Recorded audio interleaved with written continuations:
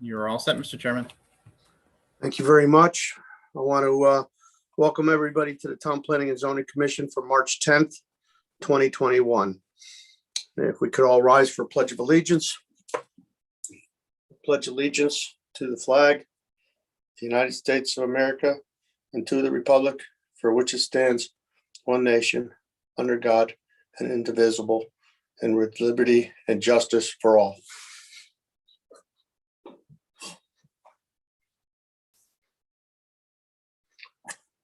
Okay, if Noreen, if you could do the roll call, please.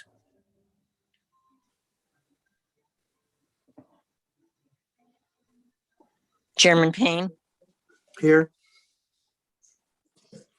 Commissioner Claffey, Commissioner Fox, Here. Commissioner Havens, Here. Commissioner Linares, Here. Commissioner Sobieski, Here. Commissioner Woods, Here. Commissioner Braverman, Commissioner Gill, Here. Commissioner Haggerty. Here. Okay, thank you very much, Noreen. You're And welcome. if we could, if we're going to sit Commissioner Haggerty for Commissioner Claffey for this meeting. And we'll go to the approval of the agenda. Is there any changes, Renata?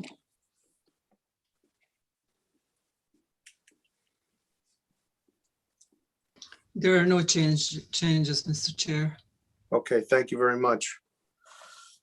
All right, we'll head into public participation for items not listed on the agenda. Speakers limited to 2 minutes.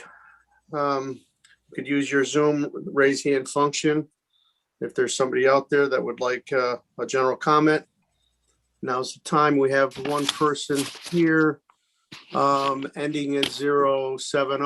If you could go right ahead and please state your name and address for the record. Hi, Rose Lyons, 46 Elton Drive. I just had a comment about public participation during the public hearings. Sometimes you ask for people to speak in favor of or opposed to, and at other times you also will add in if they just want to make a comment or something. I find that sometimes I'm not on either side or the other strongly, but I do have a comment to make. Is there any way that you can make that suggestion tonight or take comments like that tonight? I would appreciate it. Well, under public hearing, we have to, when there's a public hearing, there's procedures we have to follow. So if there's a public hearing, we have to ask if there's anybody in favor or if there's anybody against. But anybody can come up and make a statement. Okay, because sometimes I know that previously you would do all three, opposed, in favor, and just want to make a comment. So I guess I'll have to pick a side or decide which one I want to do. Okay, thank you. Thank you. Anybody else from the public wish to speak?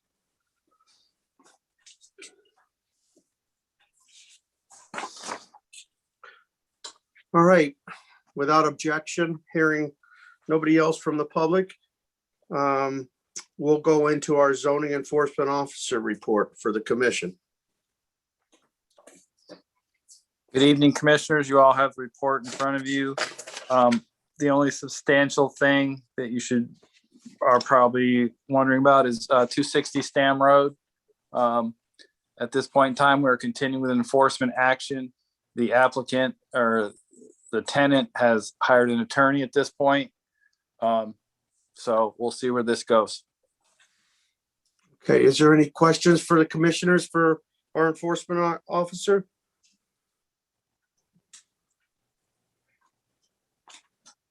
No, Mr. Chairman? no. Yes, Yeah, Commissioner just Woods. one question on that Payne Road issue. Didn't we decide, or wasn't it determined the last time that they were in that they can't apply because they don't meet the setback? I suppose they can apply if they want to keep trying, but they don't meet the setback, correct? The Stam Road, which is 260 Stam Road, Right. it was determined that they're too close to the residential neighborhood, so it's impossible for them to comply to the new regulations, which you and the other commissioners came up with for the automotive use. Yeah, So so, I don't think I would not encourage them to come in back to us. Hopefully staff is not encouraging them to do that because it would just get denied again because they do not meet the setback requirements, in my opinion. I just wanted to make sure Eric was aware of that. I wasn't sure if he was or not, but. No, The individual has the aware of it. right, I understand to apply, but he Yeah. doesn't meet the regulations. and that I've told him that the last time he applied, I said, you're bringing me the same plan you brought in 2007 and 2008 that was both denied. So Okay, he's gonna, who knows what he's gonna do. okay, and we'll listen to him. So, Exactly. all right. Thank you, Mr. Okay. Chairman. Oh, you're Yep. welcome. Any other, anything else, Eric, on your report? Nothing major now. I believe we're good. Okay, very good, Eric. And is there any other comments from the commissioners? Any other questions? I want to thank you, Eric, for your zoning enforcement officer report. Okay. Is there any remarks from commissioners? Well, we're going to go into the public hearing section of the night then. And is there a commissioner that has the procedures for a public hearing? If you could read them, Commissioner Lenars, by any chance, do you have that in front of you or? I don't, I'm sorry. Oh, no problem. Got it, Mr. Chairman. Fantastic. Commissioner Havens, could you read those procedures? Mr. Certainly. Chairman, Mr. Chairman, you still Yes. have remarks by commissioners prior to the public. hearing. I thought I asked, is there any commissioners that have any remarks? Okay, we'll move into the public hearing and Commissioner Havens, if you could read the procedures for the public hearing. Certainly, Mr. Chairman. Procedures for public hearings. Order of proceedings at public hearings shall be as follows. A, convening by chairman. B, reading of the notice by the chairman, by the commission secretary or commissioner designated by the chairman to act in his stead. C, identification and location of the property involved by the town planner. D, statement of the issue to be considered by the chairman or the town planner. E, presentation by applicant limited to 20 minutes unless a specific extension is granted by the chair. F, persons wishing to speak in favor of the application limited to 2 minutes per person. G, persons wishing to speak in opposition to the application limited to 3 minutes per person. H, rebuttal by the applicant limited to 5 minutes total. I, rebuttal by the opposition, limited to 5 minutes total. During a public hearing, it shall be within the discretion of the chairman whether the time limits should be varied slightly, provided the commission consents to any such variance. In no case shall an extension be for more than 20% of the allotment indicated above, or 1 minute, whichever is greater.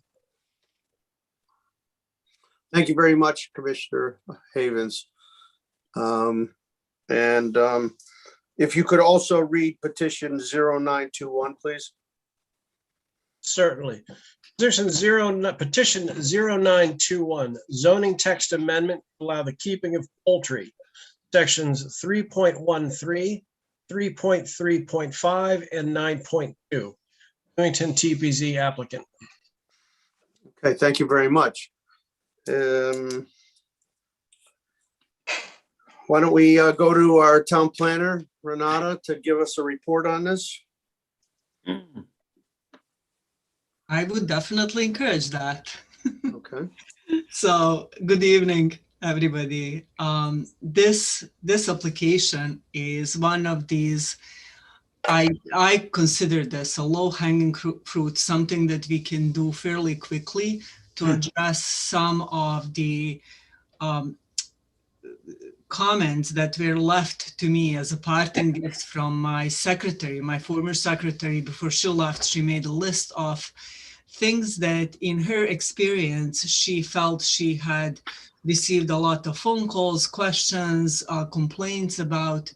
So making this amendment perhaps could accommodate the existing interest in the community, which is obvious that there is some interest in the community to allow this use, as well as to set specific standards to cater to the other part of the community that has questions or concerns with mainly keeping issues when it comes to poultry.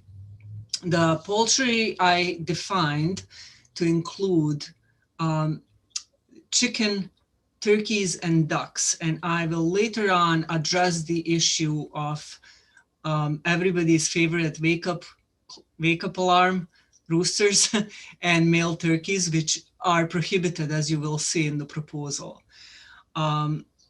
The proposal, if adopted, and now if you can move on to the page with the standards, James, I'd appreciate it. So if this proposal is adopted, it would allow poultry as an accessory use in our residential zones.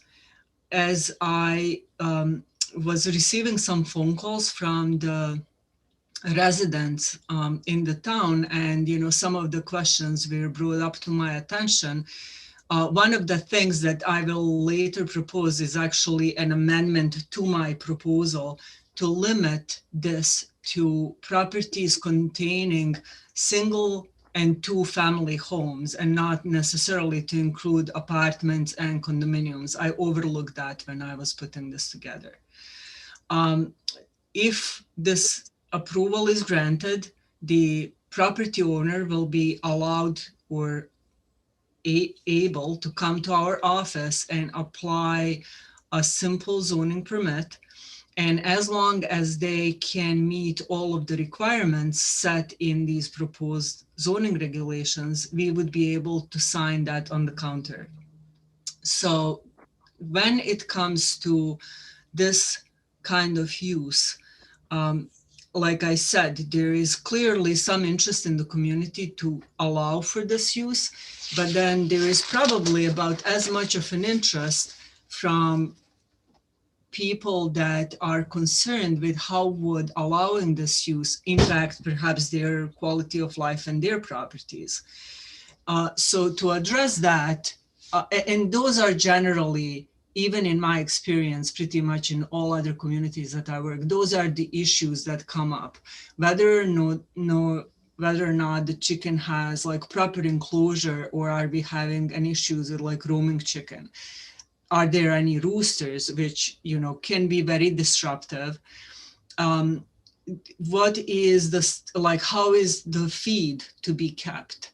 That's important because sometimes when the feed is kept in open containers just outside, it can attract rodents and mice, and then the disposal of waste. So this particular amendment starts by setting standards with number of chickens per size of the lot. I have used about an acre, 40,000 square feet. There is a proposal on a lot that is just under an acre or less, to allow 6 of these poultry animals, whether they're chickens or ducks. For lots that are 40,000 square feet or greater, we limit to 12 animals. As you can see, roosters and male turkeys are prohibited by this regulation. And then we go into regulating the enclosure, which is described to allow certain amount, 200 square feet in an area, which is a maximum. There has to be at least 10 square feet of ground area per animal. They must be located in a rear yard. We get into setbacks, under this language, the enclosure for chicken would have to be at least 25 feet from any street line, 15 feet from any residential dwelling, whether that's property owners or neighbors, minimum of 5 feet from any property line. And then the coop is to be predator-proof, ventilator, watertight. It has to be constructed at least 10 feet from any property line, and it has to have a minimum 3 square feet of area per animal. Can you go on next page, please? We address food and waste.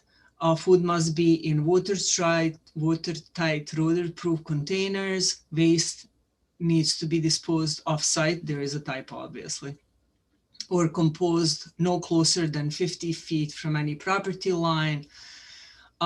We talk about human harvesting of animals, and this section excludes keeping of animals as a part of an approved agricultural use within a schoolhouse, museum, zoo, or for purposes of study of observation.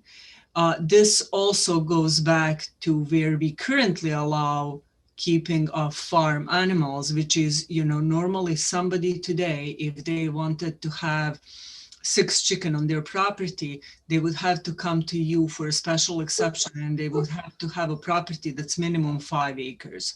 So I am adding to that section, and let me just see which page this is. If you can go to page 18, which is probably a page 2 in this group of documents, James. Okay, so you can see that I added poultry here. This is going to be another amendment that I'm going to propose. It should say, and poultry as allowed under 3.35, which is the section that says the standards, because I don't want just to allow poultry in this exclusion without stating that it's only allowed in residential districts, including single family, 2-family homes only, and subject to those standards. So that's the premise of this proposal. I did some extensive research for this actually when I worked in Meriden. We just adopted this in 2020, in February of 2020 in Meriden. And when we looked there, we looked at a bunch of documents published by UConn, including the guidelines for the model regulations for keeping of backyard chickens. We also looked at about 25 different regulations nationwide, but we specifically looked at regulations in Suddington, let me see my list.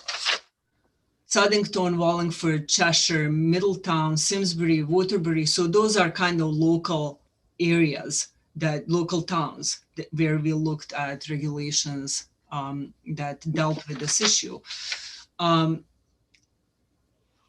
That all that being said, I am not particularly married to any of these numbers.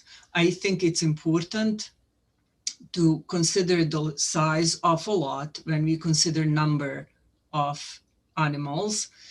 Whether you agree with my numbers or not, that's up for discussion, obviously.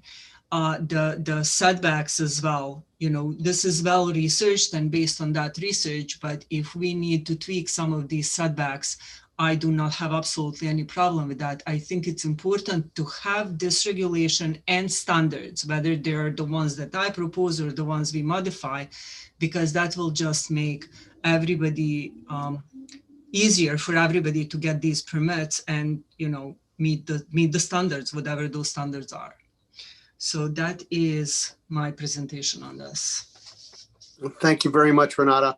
I have a few questions, and then we'll open it up to the commissioners for some questions, and then we'll go to the public.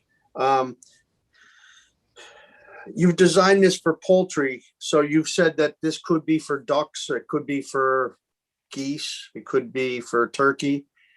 Is it possible to design this just for chickens, this regulation? It is, okay. But soon you do that, there will be somebody who wants to have ducks. Okay, and then I agree with you on the distance requirements. I think maybe I'm not. I think they need to be a little farther away, possibly. We'll see what the commission and the public has to say. There is a typo that Commissioner Woods pointed out to me on page 23, B2. It says for tots. It should say for lots. So just you have that. Yeah. And Commissioner Sobieski, do you have a question? Yes, thank you, Mr. Chairman. A couple actually. how are we going to enforce to make sure these areas are being maintained? Like, for instance, one of the things that I had heard from somebody the other day, just in passing, was how do we know that you require them to be cleaned out once a week, twice a week, once a month? That's my question, because I know when I was a kid on Willard Avenue, Brentley's had a big chicken farm, and the thing, if you were in the right way, the wind was blowing, you could smell that. So that's one. The other question on the square footage of the lot, is that open property, or does that include the house or the structures or any structures on the lot? Because some of these lots are really small. They're like about a quarter of an acre or so, the older area. And the other question that I have is, and I know this from having been a kid growing up around a farm on Willard Avenue, that there are rodents that are attracted by this, whether it's mice or rats or whatever. So is there any way of making sure that everything is in compliance? Now, those are my questions. I mean, I also agree with Dominic that it should be more than 5 feet away from the property line. Yeah, but those are my questions. Thank you. Thank you, Commissioner Sobieski. Renata? So the enforcement is just like any zoning enforcement. We wouldn't be doing a routine inspections at somebody's property. We would respond to complaint and then follow up with that. Chances are that when somebody goes through creating this kind of environment for animals, to create enclosures and coops and feeds, those are people that generally treat their animals like their pets. You know, I look at this and I wonder, how is this different than having a fenced-in backyard where you let your dog go out and, you know, dispose of their like contents. And then what if the neighbor is not somebody who cleans that often? Like eventually you will smell something. So, you know, I don't really see that enforcement is that big of a deal. I think right now, more complicated part for me is that since we don't allow it, this is all prohibited by zoning, but there is a situation where some of these elements are enforced by health code violations, some are enforced by the animal control, some are by zoning. This way, when it's here, you are giving a zoning jurisdiction to the zoning officer to go in and take a look at the feed container. If we received a complaint from a neighbor that somebody's leaving their food containers open, you know, we can check on that. That's like a zoning matter. It would be like any other zoning complaint. It's not going to be perfect. There will probably be somebody who bluntly violates our regulations and our enforcement, but you know, we have to go through that enforcement process on that. And the size of the lot is just the size of the lot. It includes the house, it includes the garage, it includes every building that's on it. So it's like just the size of the land that this resides on. Thank you, Renata. Commissioner Sobieski, do you have anything, follow-up questions? One thing, what do you think about an idea of putting it in that says minimally the coop should be cleaned every 2 weeks? I'm asking a question. I don't know. You know, we can say that. I think that sets the standards, and we will give a little handout to everybody who gets a permit for this that talks about, you know, the human harvesting aspects and perhaps some standards for keeping. We can put that on that flyer and have that in the regulation. I just can pretty much tell you that it is impossible for me to have a zoning officer who goes to every home that has this kind of use every other week. No, I'm saying that if you got a complaint from somebody because of the odor or whatever, and they go out there and they see it hasn't been cleaned, maybe when you give the pamphlet out, you suggest strongly suggest it gets cleaned weekly or twice a month, whatever, the commissioner decides. That's all I'm saying. Mhm. So somebody can't say, well, nobody told me, so I don't know if I should have cleaned it out every week, every 3 weeks, or once a year. That's all I'm asking. Okay, thank you, Commissioner Sobieski. Commissioner Fox?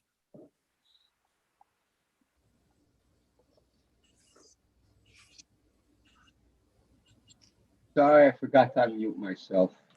I think Commissioner Sobieski mentioned something about in 4D3, minimum 5 feet. I personally, I think it should be a little greater than that. And I was wondering if there could be a change in the harvesting of paragraph 6. Harvesting within mainly harvesting within a structure such as a home, barn, shed, or garage. I don't know if the resident next door to me here had a chicken coop, had chickens, and he started harvesting them in his open garage. I don't know if I really enjoy hearing the squealing and everything. So I don't know. Maybe we can firm that up. Thank you. Thank you, Commissioner Fox. Any other commissioners have any questions? Commissioner Haggerty? Yeah, I feel like I should know this, but what is the difference between a coop and an enclosure? Is a coop just a type of enclosure? Oh, I wish I had my pictures, which I almost brought to the meeting with me. So the enclosure is the fenced-in predator-proof area where chickens just roam, where they hang out, where they eat, where they just be. And then coop is a little like a doghouse generally. It's a built-out environment where they go to sleep and lay eggs and do all this other stuff. So coop is much, much smaller. That's where they spend nights. The enclosure is bigger. It's 200 square feet. It can be up to 200 square feet, like a big, larger shed. Thank you, Renata. Any follow-up questions, Commissioner Haggerty? So I guess you wouldn't just be able to let the chickens out in your fenced-in backyard during the day if you wanted to. They need to be in this enclosure at all times. Is that? Yes. Okay. The Yes. use shall be confined to fence enclosure. Which cannot be any bigger than 200 square feet. Okay. Correct. And I think I would echo the rest of the commissioners that I think it should be a little bit further than 5 feet. And that's it. Thank you, Mr. Chairman. Thank you. Commissioner Woods? Yeah, thank you, Mr. Chairman. It's been a long time since I had chickens on a piece of property, but is there like a minimum amount of chickens that you need to have for socialization amongst themselves? I'm just curious. Does anybody know that? Yes, there should be, from everything that I found in my research, you should have at least 6. Okay. Because they're a little strange creatures. They have like a pecking order. And if one dies, you can't just, it's interesting how they deal with one another. So they say 6 is a minimum that you should allow. Okay, thank you. And again, I think it's probably time that we need to pass a regulation to cover this. I would agree with the other commissioners. Maybe 5 feet is not quite enough. 10 would probably be a little bit better. Although I don't know how much of a difference an additional 5 feet is going to make. If there is a smell, it's going to be, you can move it 20 feet away and it's still going to probably smell a little bit. But again, I think this is not like a farm. These are going to be treated as house pets in more ways than one. Again, I know a few of my friends that don't actually live in Newington, live in Weathersfield. They have them, and unless I see them and walk around to where the coop is, you'd never know that they were there. So I think it's a good move, and I applaud the planner for trying to put this in front of us, and hopefully we can move this along. If it needs to be tweaked, so be it. But hopefully we can move it along. Thank you, Mr. Chairman. Thank you, Commissioner Woods. Commissioner Havens? Thank you, Mr. Chairman. These ground rules sound really good.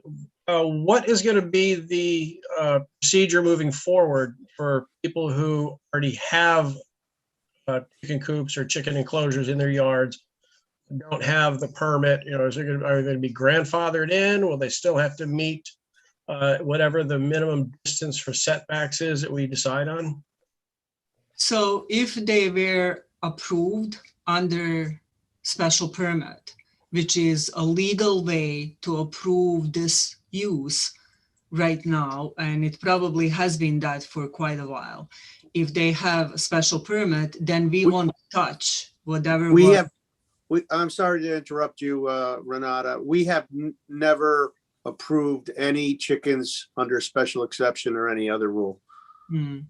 So anybody that's out there, it would be, I would think that they would have to come back into us and apply. They would come back to me, to Yes. our office and apply, yes. So in order to legalize the use that somebody has right now, they would need to come and they would need to meet these setbacks as well. I will say though that for the most part, you know, people can build elaborate things and, you know, little houses on foundation, I suppose, for these kind of things. But for the most part, the enclosure is moved around the lot anyways, because, you know, chickens like look for little worms and stuff like that. And people will keep an enclosure in one part of the yard and then move it like 10 feet over if they have space. And they rotate like that. So enclosure is generally portable, and I would imagine the coops can be portable as well. So if somebody does have this use and it's not meeting setbacks, you know, there should be not too problematic for them to relocate to meet the new standards. Thank you. Anything else, Commissioner Havens? No, thank you very much, Mr. Chairman. Any other commissioners have any questions?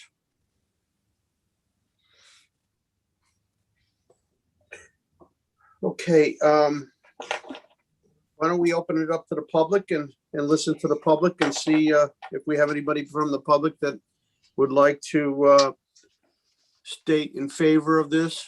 Rose?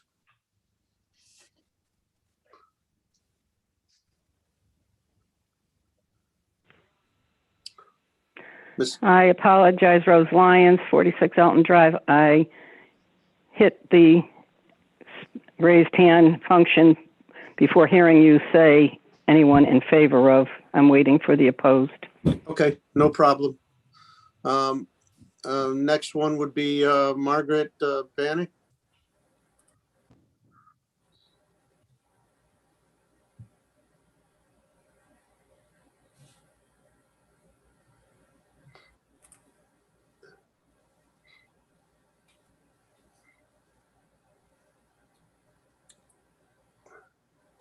Margaret, would you like to unmute and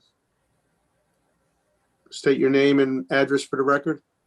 Mic was just active.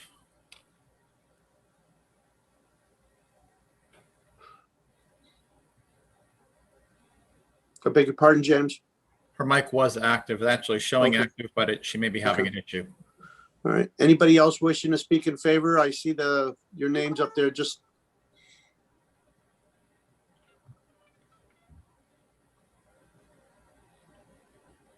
anybody wishing to speak in favor, please unmute and state your name for the record. I'll start with Mr. Yeah. Franz. Yep.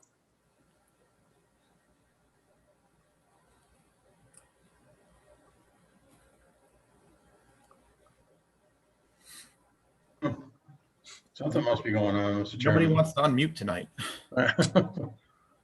Anyone wishing to speak against? I'll go back to Hi, Mark France, 288 William Court. how you doing? Hi, well, Mr. Chairman, how are you, sir? Very good, thank you. Excellent, excellent. Good to hear. Miss Town Planner, Mr. Chairman, and all the members of the TPP committee here in Newington. Before I state either in favor or against. My apologies. I just didn't know if there was a neutral, either not in favor or opposed. Is there that option before I go ahead and speak? You can state your concerns and then you can tell us what way you're leaning if you want at the end. Yes, Mr. Chairman. Thank you so much, sir, for your go ahead.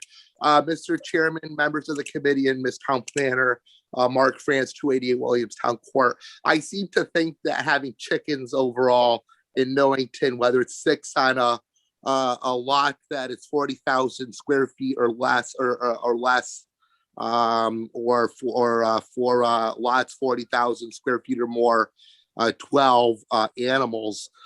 It seems to be interesting, at least. I think it would grow the interest in having children in Newington want to have pets other than dogs and cats. That's just an initial thought. Another thought is just a couple minutes.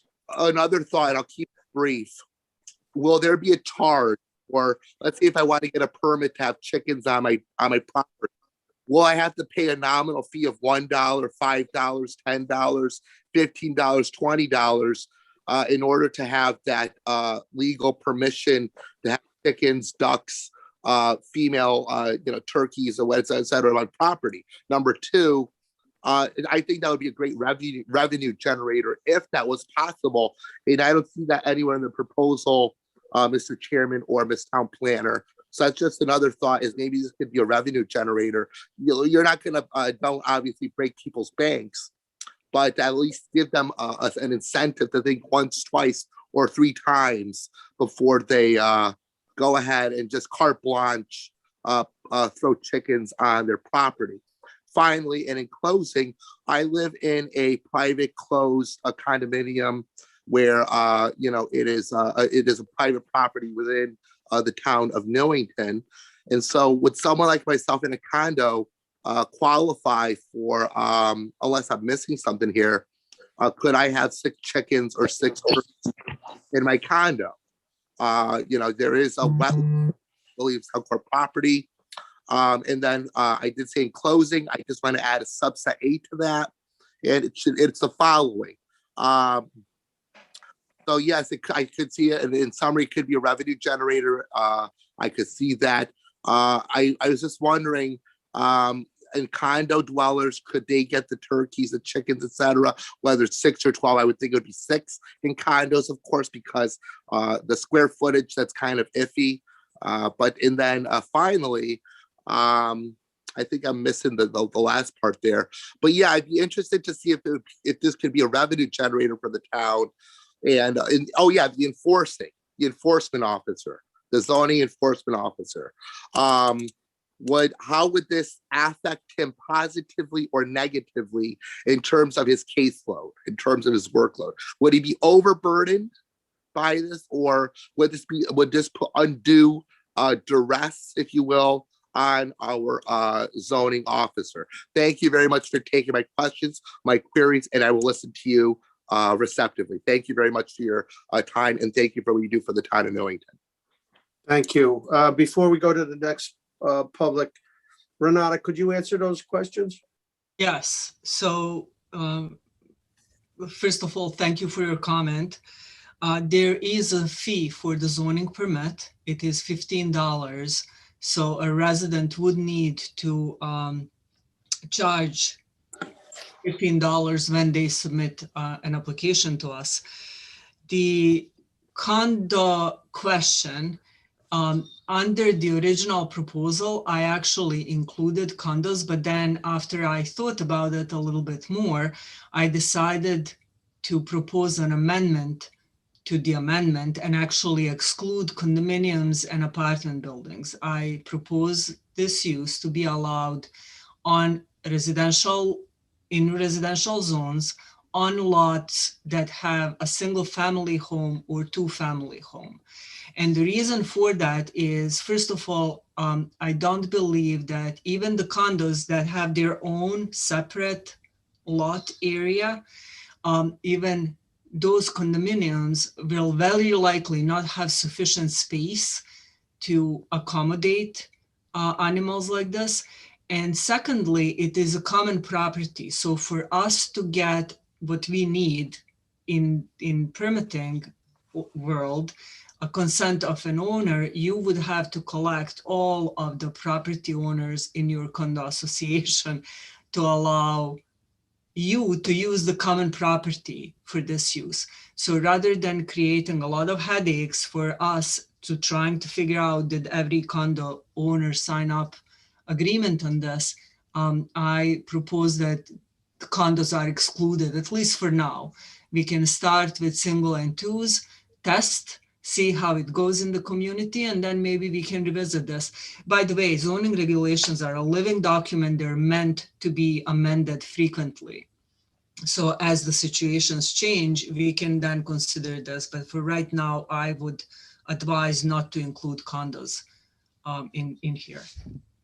And the zoning officer, his work is probably going to be maybe heavier on end of permitting and original inspection, but hopefully this will take away some of the enforcement actions that we now do on properties that have this kind of use illegally.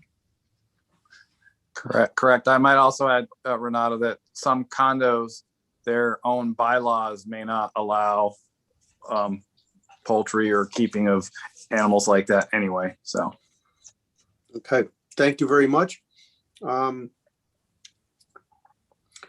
Let's see, Ray.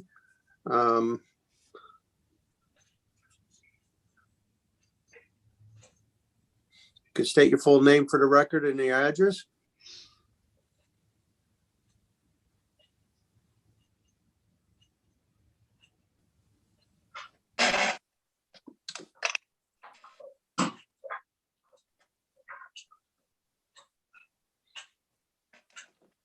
It would appear everybody's having microphone problems this evening, Mr. Chairman.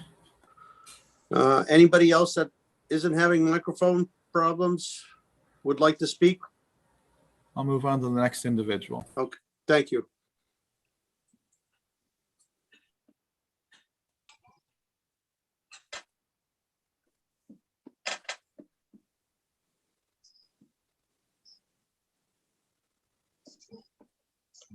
We have 3 people and nobody. Is Hello. Latoya? Nope, perfect. Yeah, this is Latoya. Can you hear me? Mm-hmm. Yes, we can. If you could state your okay. full name for the record and your address. Sure. It's Latoya McGregor Gimler, 154 Pheasant Run. I think the problem is folks may not be able to communicate with you guys because I think it's automatically set to mute the participants, because I did get a prompt that just popped up right now, said to unmute. So that could be the issue. So I think this is a great initiative that is being reviewed by the town. I've been a resident of Newington for a little over 7 years, and my neighbor two houses behind me actually does raise chickens, and that sparked my interest in what the possibilities were. So I'm glad that they're looking at possibly making this happen. I can tell you that firsthand, I never hear her chickens, and I think that's because she does not have a rooster. And I never smell anything, foul or anything of that nature. And she's actually brought over a couple eggs on 2 occasions to me as well, because I was curious, and she reached out to me to provide me with some information and knowledge and process. I do think, based on some of the prior comments made by some of the commissioners about the spacing, the size being 5 feet, I think that could be probably extended to maybe 10, as one of the gentlemen stated, just to give a little bit more distance.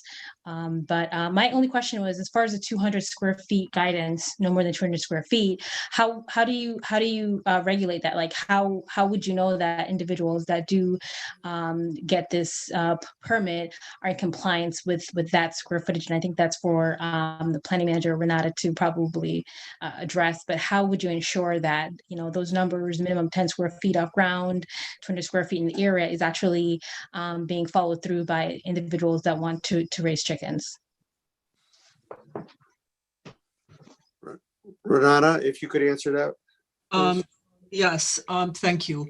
So the 200 square foot for enclosure, as well as all these other installation elements, like whether or not something is 10 feet from the property line, and you know that would be inspected once installed. So somebody comes in, picks up a building permit. When they're ready, when they're like ready to start, they call us up. Eric, the zoning enforcement officer, would go out and take a look in their yard and just make sure that, you know, they didn't build some big fenced in system in there, Okay. which exceeds what's allowed under the regulations. Right, and it'll be Thank you. also shown on the zoning permit. They're gonna actually have to draw this on their plot plan, the location in the backyard as well. And then it will go out and get field verified. Thank you. Any other follow-up questions, Latoya? Not at this time. I think much of it's been covered based on some of the questions raised prior, but I definitely think it's a good initiative. And like Ms. Renata has stated prior, most people that do want to raise chickens, I think they're going to be conscientious about the requirements and the guidelines in place, and will be compliant with the cleaning process. You know, I think this is great, and I fully support it, and hopefully you guys push it through. Thank you for allowing me to speak in this forum. Thank you very much. James, could you go to the next, I think Stephanie Winslow, see if she Just prompted her. Okay, thank you. Hello. Hello. Hi, my name is Stephanie Winslow. I'm at 55 Robbins Avenue, and I wanted to speak in favor of allowing coops on residential properties, please. I have 3 boys that are homeschooled that we're actually greatly looking forward to having their own chickens on property, and we're really hoping that this gets posted through as far as allowing our boys and our neighborhood really to experience this type of opportunity that comes from raising these animals. As many of our friends in town have looked into this and have hoped to have these experiences with their kids as they grow, we have hoped to see these animals mostly as pets that help provide for our family. And we are truly hoping to see this pass through tonight. Okay, very good. Thank you very much for your opinion. Appreciate it. Okay, James, if you could go to the next person or start back at the top. Hi, everyone. My name is Chris Clancy, 130 Lamplighter Lane. I appreciate your time. I actually called in for an unrelated initiative that I wanted to bring up. I'm not sure if this is the appropriate time to do so. It's unrelated to what was going on throughout the meeting. So if it's not the appropriate time, I can always call back in. If it is, then I can proceed. Just wanted to get a little feedback from you. It's not related to this item? Correct. Unrelated. We have another public participation towards the end of the meeting. If you Okay. don't mind staying on. Yep, absolutely. We'd certainly like to hear what you have, concerns you have, and we can address that later in the meeting, okay? Great, I appreciate it. Thank you. Thank you. And I think Rose wanted to wait, James. If you could go to Dana Havens, I believe. Dana H. Just for clarification, Mr. Chairman, for people who've spoken before, are they allowed a second turn? If they, yes, I will allow that. Okay, just so I'm aware. Yep. I'm going to prompt Joyce.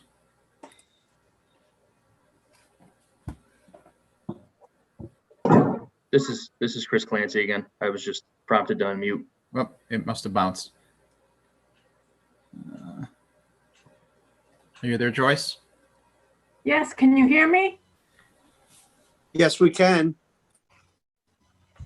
Hello, Mr. Chairman and members of the Planning and Zoning Commission. My name is Joyce Bonkel. I live at 18 Kinnear Avenue in Newington. This testimony is in regard to the proposed planning and zoning regulation changes to allow the raising of poultry in Newington.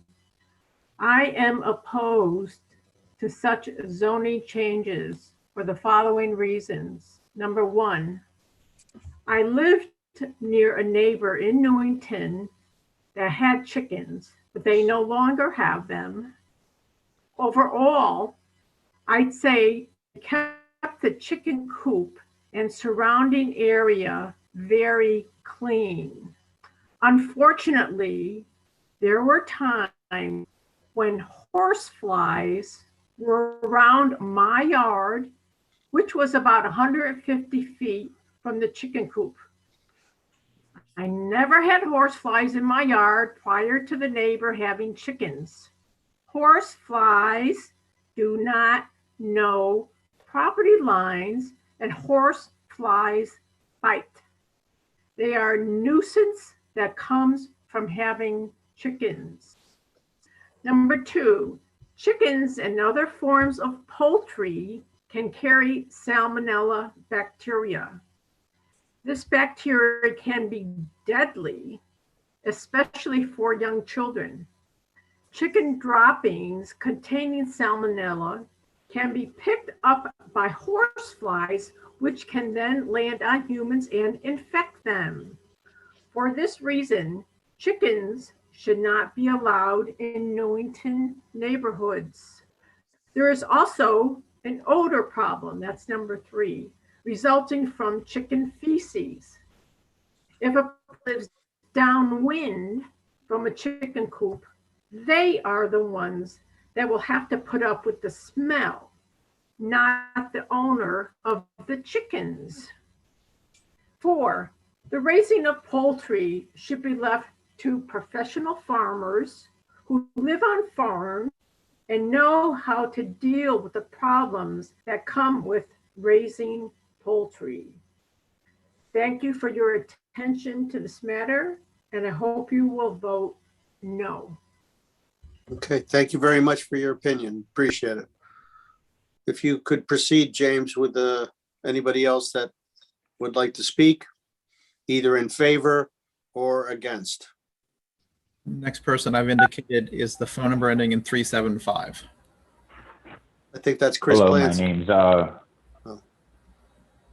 Go ahead. name's Ray Hayes. I live on 19 Vivian Street in Newington. I'd like to share my experience with chickens with you. First of all, I'm opposed to this amendment to the zoning rules. My neighbor in his backyard has a illegal chicken coop.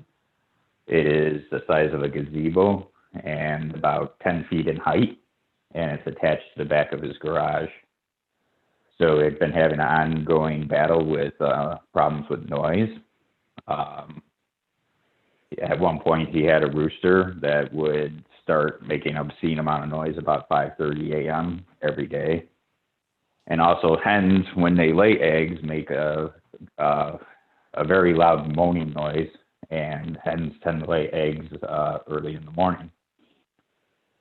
Also, he lets the chickens free range in his backyard. He does not keep them enclosed in just an enclosure, and chickens can fly. Several times I've had to call animal control because they can clear the 6-foot fence that separates our property. So if you are going to go ahead and approve a zoning regulation, I would like to know if there's going to be also a height requirement or restriction for both the coop and enclosure. I don't think 5 feet is anywhere near far enough from a property line. It needs to be pushed back considerably. I would say 25 feet. And I guess how are you going to enforce stuff like the keeping people from free ranging their chickens? Also, I agree with the previous comments about the smell. Depending on which way the wind blows, it is definitely a factor. And it definitely tends to attract all kinds of rodents. Thank you for your time. Thank you very much. Renata, could you address the free ranging before we go to the next public? I believe the what you're proposing, they would be enclosed on all 4 sides and the top, and they're not allowed the free range. Am I correct or am I mistaken? That is correct. They would not be allowed to be free range, and in order for enclosure to be predator proof, it has to be covered by fence on top too. Okay, thank you very much. Okay, James, if we could go to the next person. Maybe Ms. Lyons?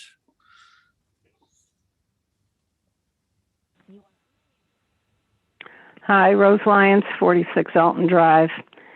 I guess the first thing I'm going to say is what I was going to say as my last comment. This discussion has been had numerous times at TPZ meetings informally. Now we have an application for a zoning text amendment to allow keeping of poultry, which in itself is fine, but I have not heard any discussions about any of the regulations other than right here tonight.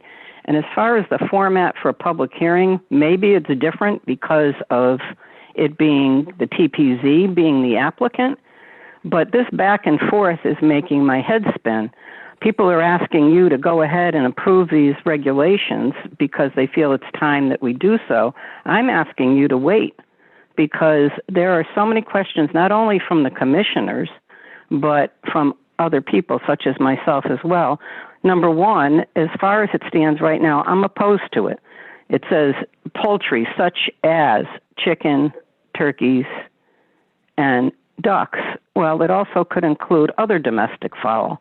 I think you have to have more of a discussion amongst yourselves and come up with some solid regulations before you can move this forward. That's just my opinion. And those people that are already having chicken coops without getting permits, I think that they should be held to the same standards as those who are going to be, the people that are going to have them in the future will be held to. And as far as the zoning permit, is it forever? Is there any kind of time limit to it? I think this is just being rushed too quickly. I've told you, or I've mentioned in the past that this Zoom meeting type of public hearing is not something I'm in favor of. And for this to go forward, I think it would be a travesty that people aren't able to speak out and say what they have to say. I have no problems with chickens. I know people that have chickens and they take care of them, but you're going to always have people that are going to follow the rules, and then you're going to have people that aren't going to follow the rules. I want to know what the repercussions are for those that don't follow the rules, and I'd like to see things spelled out a little bit clearer in these regulations before you close the public hearing and bring it to a vote. Thank you. Thank you very much. Okay, next one, Dana. Actually, I've got SMS 320VL at the moment. Okay, go right ahead.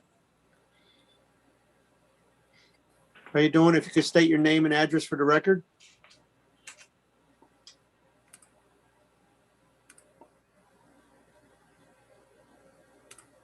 I am prompting them.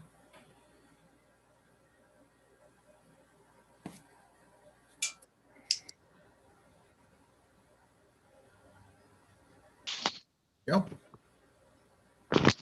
Hello? Can you hear me? Yes, we can. Yes. Sorry, I didn't realize that was my name on screen. I just want to say that I am opposed to poultry in our town. Oh, excuse me. If you could just state your name and address for the record, I'd greatly appreciate it. yes, sorry. It's Lynn Greger, 120 Knollwood Road. Thank you, Lynn. I am opposed to having poultry in our town, actually for all of the reasons that have already been mentioned, the rodents, the odor, the flies, and actually I think it's unsightly. I want to be able to sit in my backyard and not be bothered by flies or an odor. And I think many people, given a chance, they'll take a mile, and this will be very hard and an extra burden on our zoning to enforce. That's it. Thank you. Thank you very much. Yeah, whoever else, James, that you don't think has spoken yet? Yep, that'll be Dana H. next. Okay. Okay, James, I was beginning to think you wanted to keep me muted forever. I'm not a big fan of chickens in the backyard. However, I know that there are lots of homes in this town that have chickens in their backyard. And I am in favor of this mostly so that now, if these people are not keeping their coops clean and if they're invading on their neighbor's space, there's a resource for their neighbors to turn to get them to follow rules instead of just, having to live with the stink or the flies or anything like that. And that's it. Thank you very much. Right, we're going to try Margaret Bannock again. Okay. See if we can get her mic going.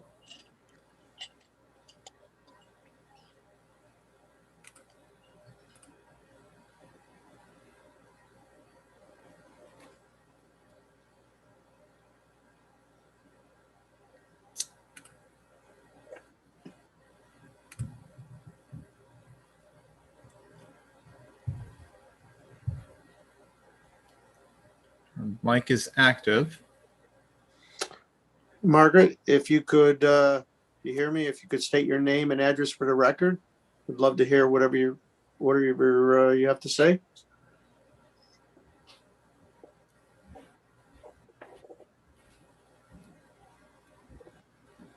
I think she's still having problems.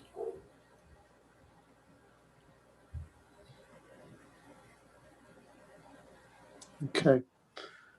We do have Councilor Anist on the panelist side. Yep, go right ahead. Thank you. Carol Annis, 30 Harding Avenue. I'm a member of the Town Council, but I'm speaking this evening as a resident and taxpayer. I'm not opposed to having chickens, but I do have quite a few concerns on the regulations that are being proposed. My first is you're talking about declaration of restrictions on condominiums. There are many subdivisions in this town that also have restrictive covenants against having poultry on your property. So how are you going to regulate that? Are you going to have these property owners do a search on the property to pull their restrictive covenants to provide to you? Also, in doing research, they said the minimum number of poultry or chickens that you can have is 3. It's not 6, it is 3. My concern with that is a 40,000 square foot, you're saying less than, can have 6 chickens. What about a 20,000 square foot property? A lot of these lots in the north end of town are quarter acres. So you're talking about 20 to 22,000 square feet. You're going to allow 6 chickens on those when I can look at my neighbor's yard from my deck and see 3 yards away from me. I think you need to do a couple more layers to either, over the 40, under 40. I think you need to go quarter to half, half to 3/4, and so on and so forth, with 3 being for smaller pieces of property. Also, what is going to be the height of these enclosures? How high can these enclosures be? You're not setting forth that. You're just saying they need to be 200 square feet in area. Somebody could have a 10 or 12 foot high enclosure as well as a 10 or 12 foot high coop. It is definitely a quality of life issue, especially with these smaller pieces of property. So I really think you guys, before you even go to a public hearing, you should have talked amongst yourself. You guys should have come up with the regulations, vented it out between you, then presented them to the public and let the public speak, then answer the questions. I just think the way that it's going about, I'm totally confused how this public hearing is going. But there is a lot of issues that still need to be vetted out by you guys, and you really got to take a hard look. It's not a one-size-fit-all type of regulation. Thank you very much for allowing me to speak this evening. You're welcome. I'm not sure why you're confused. This is a standard public hearing. Our town planner has presented a regulation to us that I believe she's proposing to us to correct a problem that we have in enforcement. At this present time, as commissioners, we're supposed to have open minds, either for or against. We have a public hearing, we get the public comments, and then once the public hearing is closed, then the commissioners will debate this and modify it if necessary, and either approve it or deny it, or approve it with conditions. So that's the procedure. And it's like this for all public hearings. So James, if you could go to the next person. Certainly, sir. Last one who hasn't spoken is Kara Santoro. Oh, God.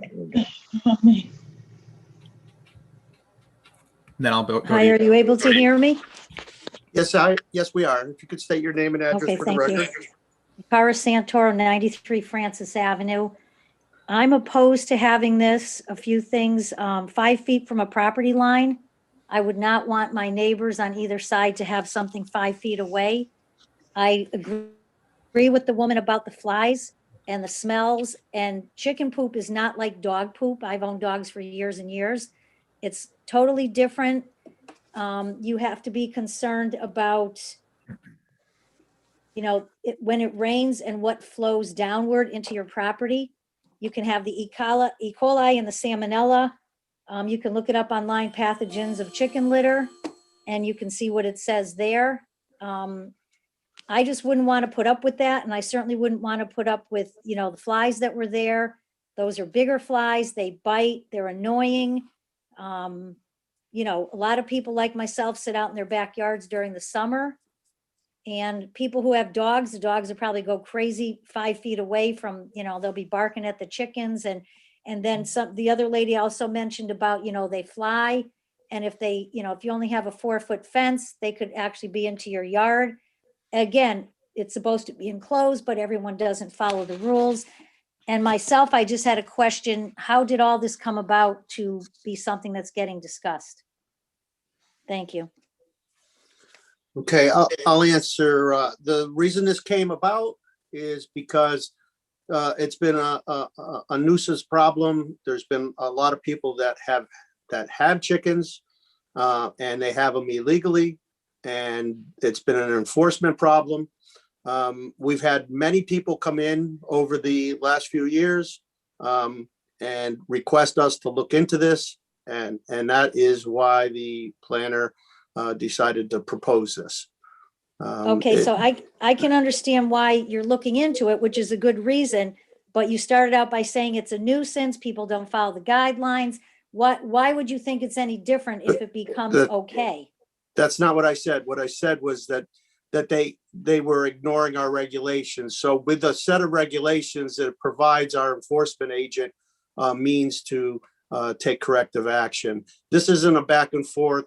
Unless you have a follow-up question, I have the floor now. Do you have anything else? No, I'm all set. Thank you for your time. Okay, thank you very much. Renata, do you have anything you'd like to add? Or Eric, do you have anything you'd like to add?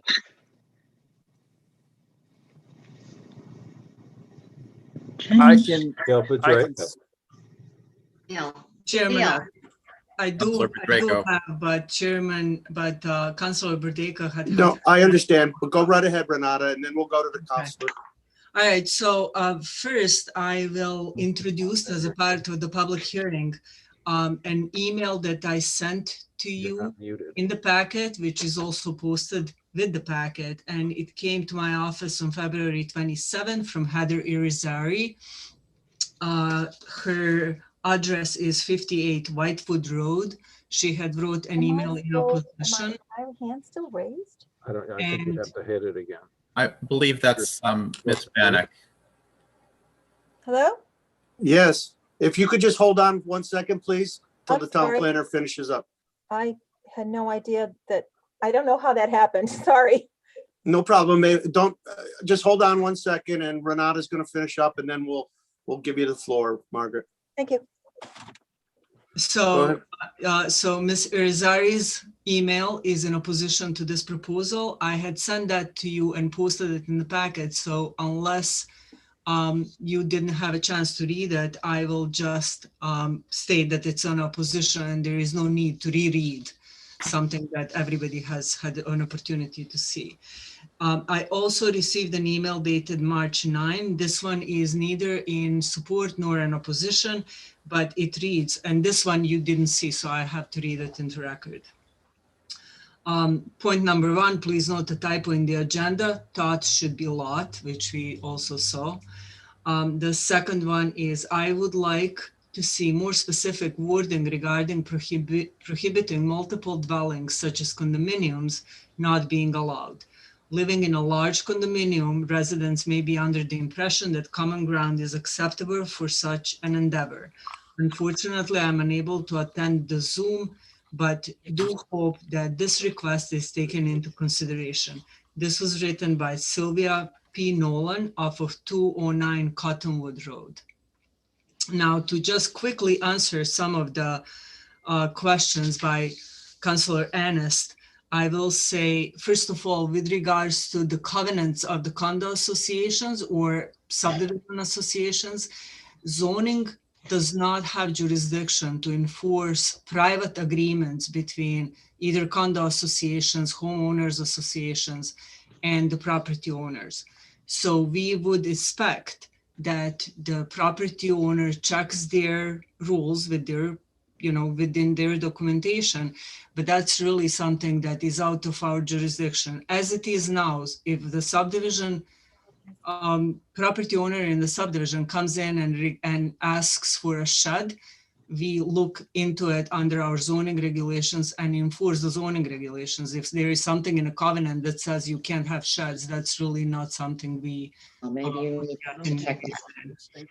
The second point with regards to the 20,000 square foot lots and smaller lots than 40,000 square feet.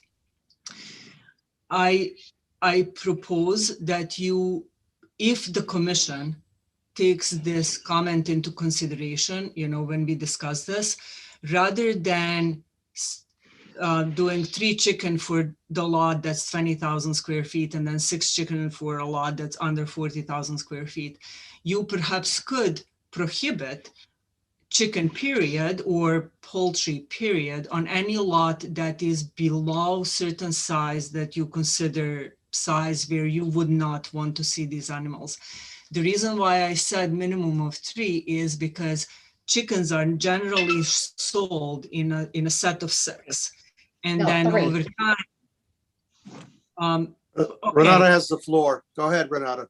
Okay, but at any rate, my research has indicated that, they come in these groups of 6 and then over time some die or, something happens. When they do, it's difficult to replace them by one. So if one chicken die, like introducing one into a set of perhaps like 2 other ones creates some kind of issues between them. So that's why I'd prefer to keep it at 6. But if we see that the lots are too small, we can prohibit them from small lots, period. And the height question that came up, there is no, under this, obviously, there is no limitation on height. I'm not opposed to including one if the commission wants. We also have maximum heights for the accessory structure, which I would normally use for this.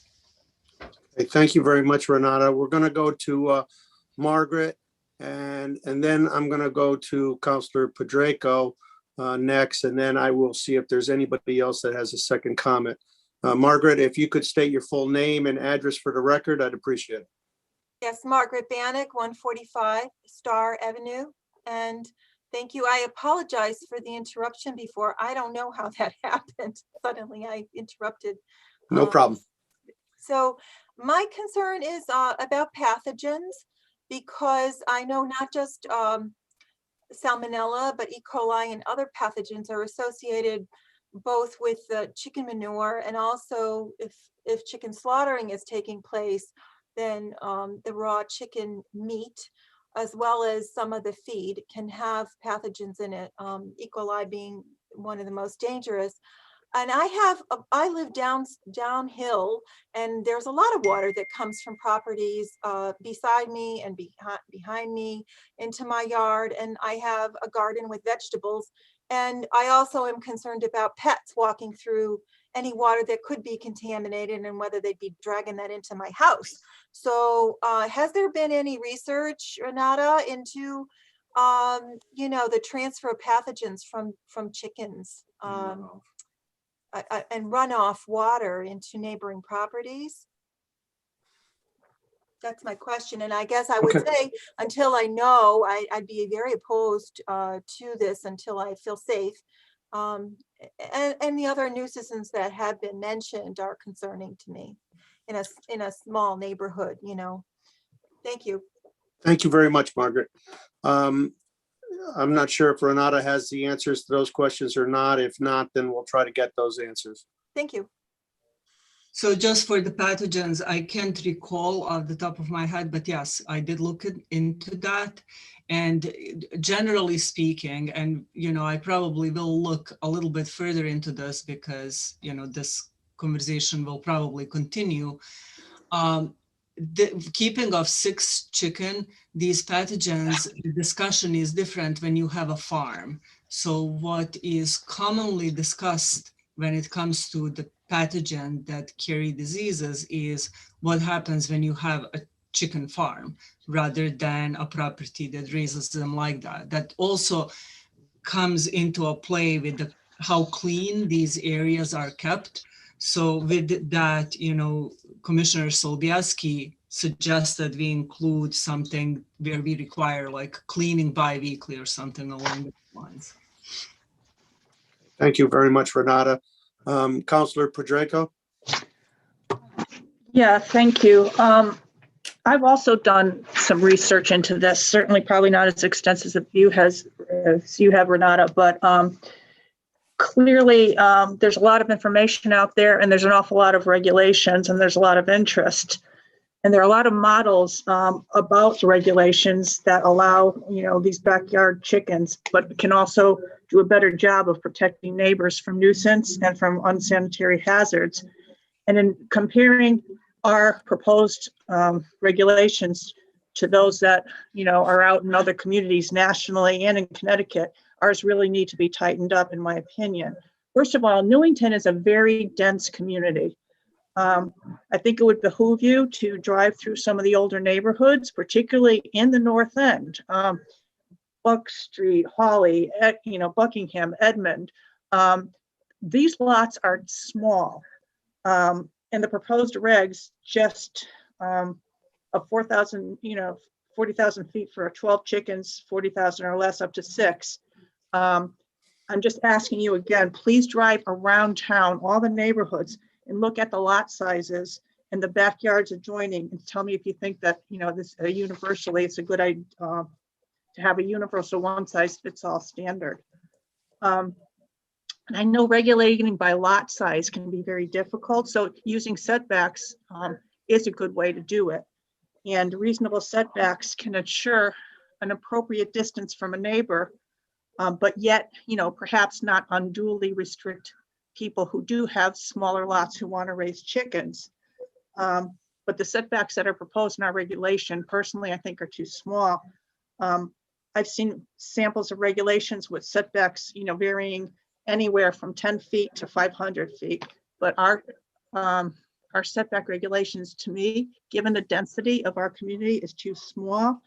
So perhaps something like one that I read, which I thought, is perhaps reasonable. Coops or cages housing chickens should be kept at least 25 feet from the door or window of any dwelling or occupied structure other than the owner's dwelling. That protects the neighbor, but if the chicken owner wants to have it on their front porch, fine, but it protects the neighbor. 25 feet from the window or a dwelling, I think, is the minimum. And also, coops and cages should not be located within 10 feet of a side yard line, nor within 18 inches of a rear yard lot line. Because a lot of these smaller lots in the north end of town, I mean, their backyards, butt into each other. Your patios are almost, you could shake hands across the rear yard line. So again, please drive through town and look at this. Now, regarding the number of chickens, many of the regulations I saw, which were specifically addressed to urban or suburban backyard chickens, limited them regardless to 4 to 8 chickens, certainly not up to 12.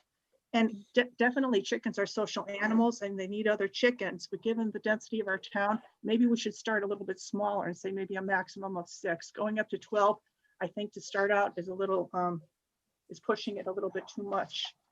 Now regarding sanitation and waste disposal, I would suggest adding to that section that waste should be disposed of in an environmentally friendly manner, because unfortunately I can just see people dumping the waste in a wetland, people dumping the waste in the woods. So I think you need to put that, it should be done in an environmentally friendly manner. And also I would suggest adding something that says piling of waste material on the property is prohibited. And regarding the conversations we've had about pest control, I'd suggest adding something like, to minimize attraction of rodents and pests, the owner should eliminate potential nesting and hiding places, such as overgrown weeds and debris or rotting wood piles near the coop and enclosure.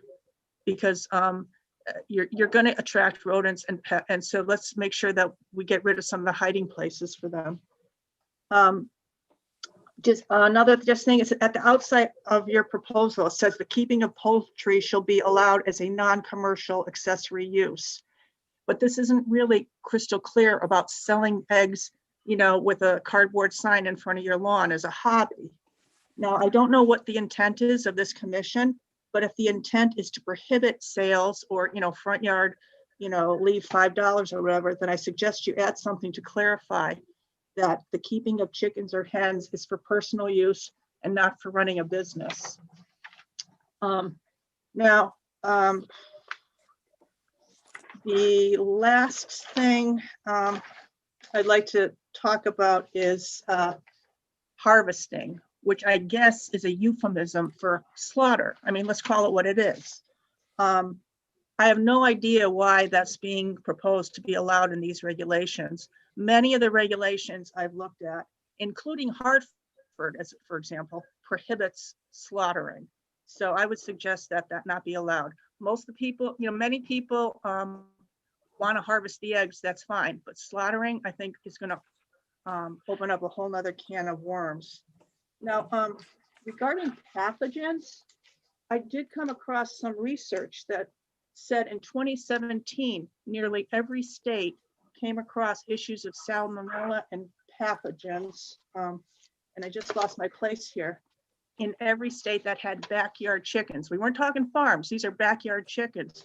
So I think that's a little bit more of an issue that needs to be looked at as this discussion continues. So overall, you know, I can't say that I'm opposed, but I really do think that these regulations are not strong enough if you decide to go through with it. Thank you. All right, thank you very much. Is there anybody else wishing to speak either in favor or against this? Stacy?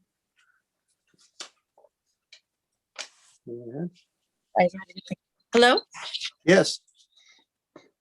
Hi, this is Stacy Delau Renault, 7 Webster Court, Newington. Hi. Thank you very much.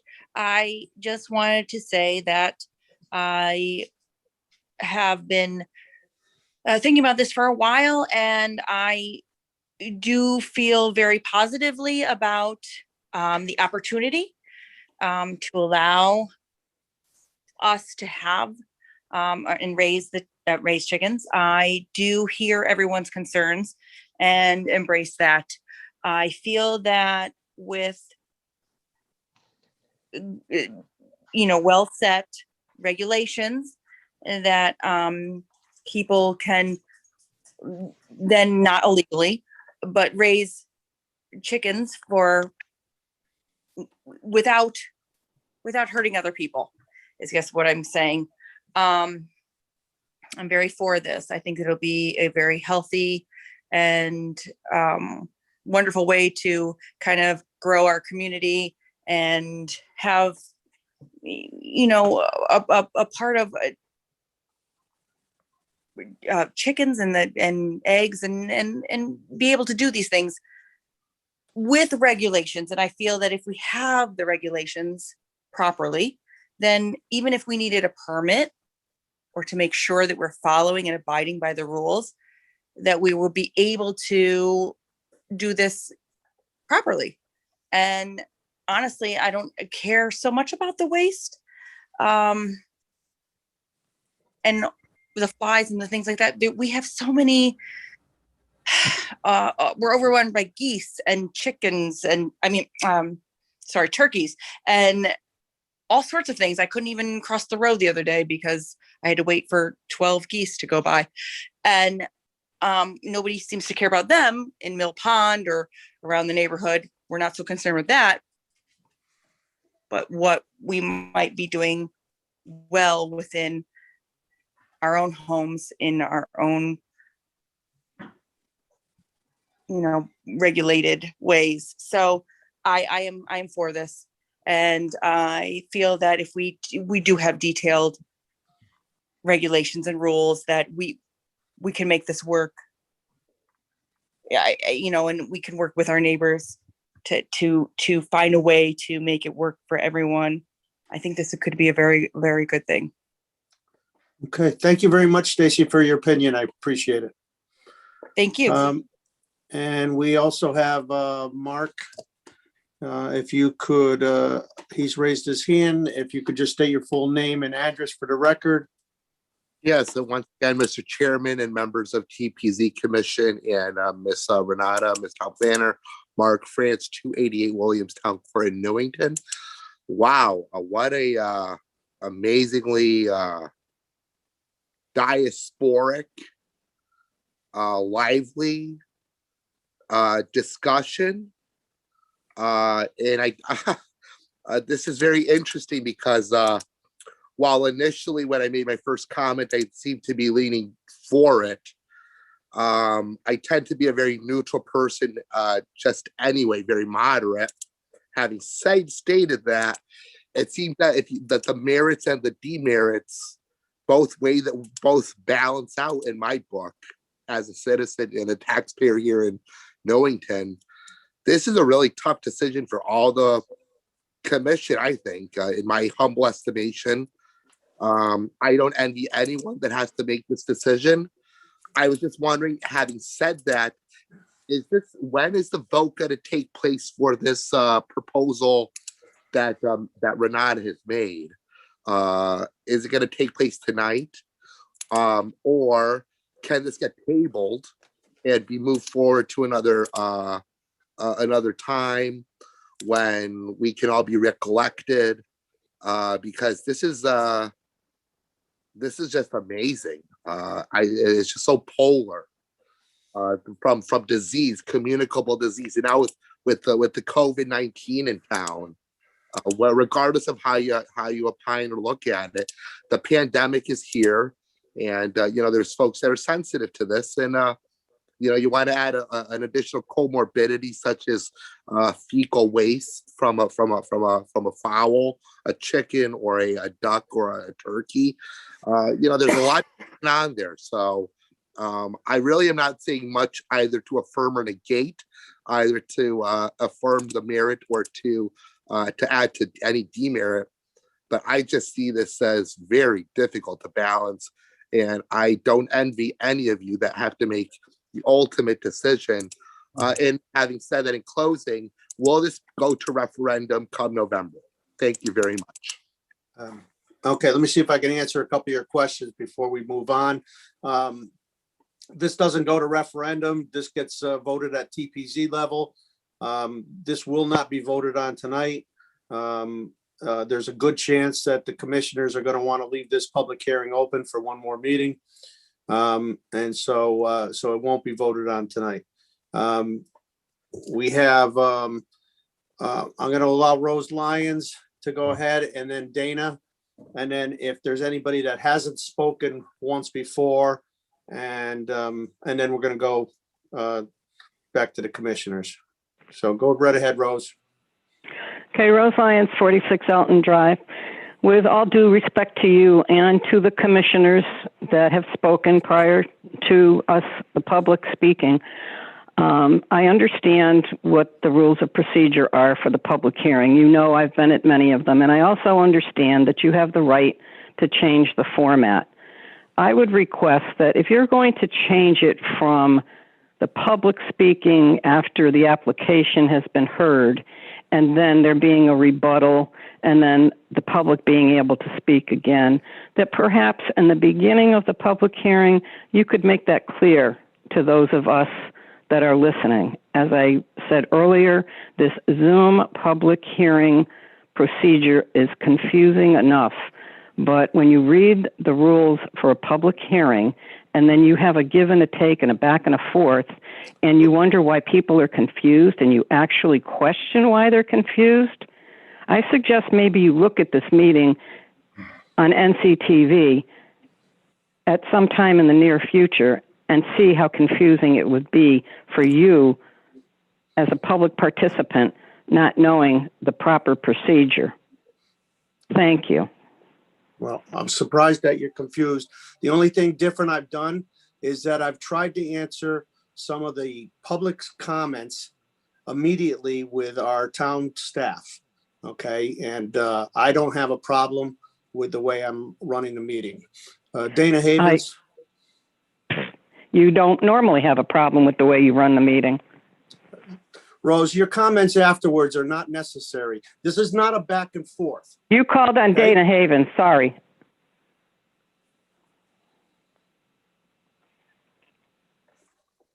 Hi. Okay, I just wanted to address, I believe Gail brought up some very good points. And if you are going to adopt the ordinance where it can't be 25 feet from a door or window, that to me actually could lead to some more problems. So if my backyard neighbor keeps his coop 25 feet from his back door and window, it's going to put him right up to that 5-foot barrier between the property lines. And I have an entertainment corner in the back of my yard, and now I'm going to have the chickens as part of our entertainment, and kind of not what I'm looking for. So when you're looking at those regulations, I think, you know, maybe 5 feet is not enough, and 10 feet definitely should be placed in there. But for those people that think the 10 feet is going to keep the smell away, that's not going to happen if your neighbor's not keeping their coop clean. It could be 50 feet and you're still going to smell it. And as for flies, chickens eat flies. So I kind of like that about chickens. So about the only thing I like about chickens besides their taste. And that's it. Thanks. Okay, thank you very much. Before we go to the commission, is there anybody from the public, anybody that has not spoken yet, that is either in favor or against, that would like to state their opinion?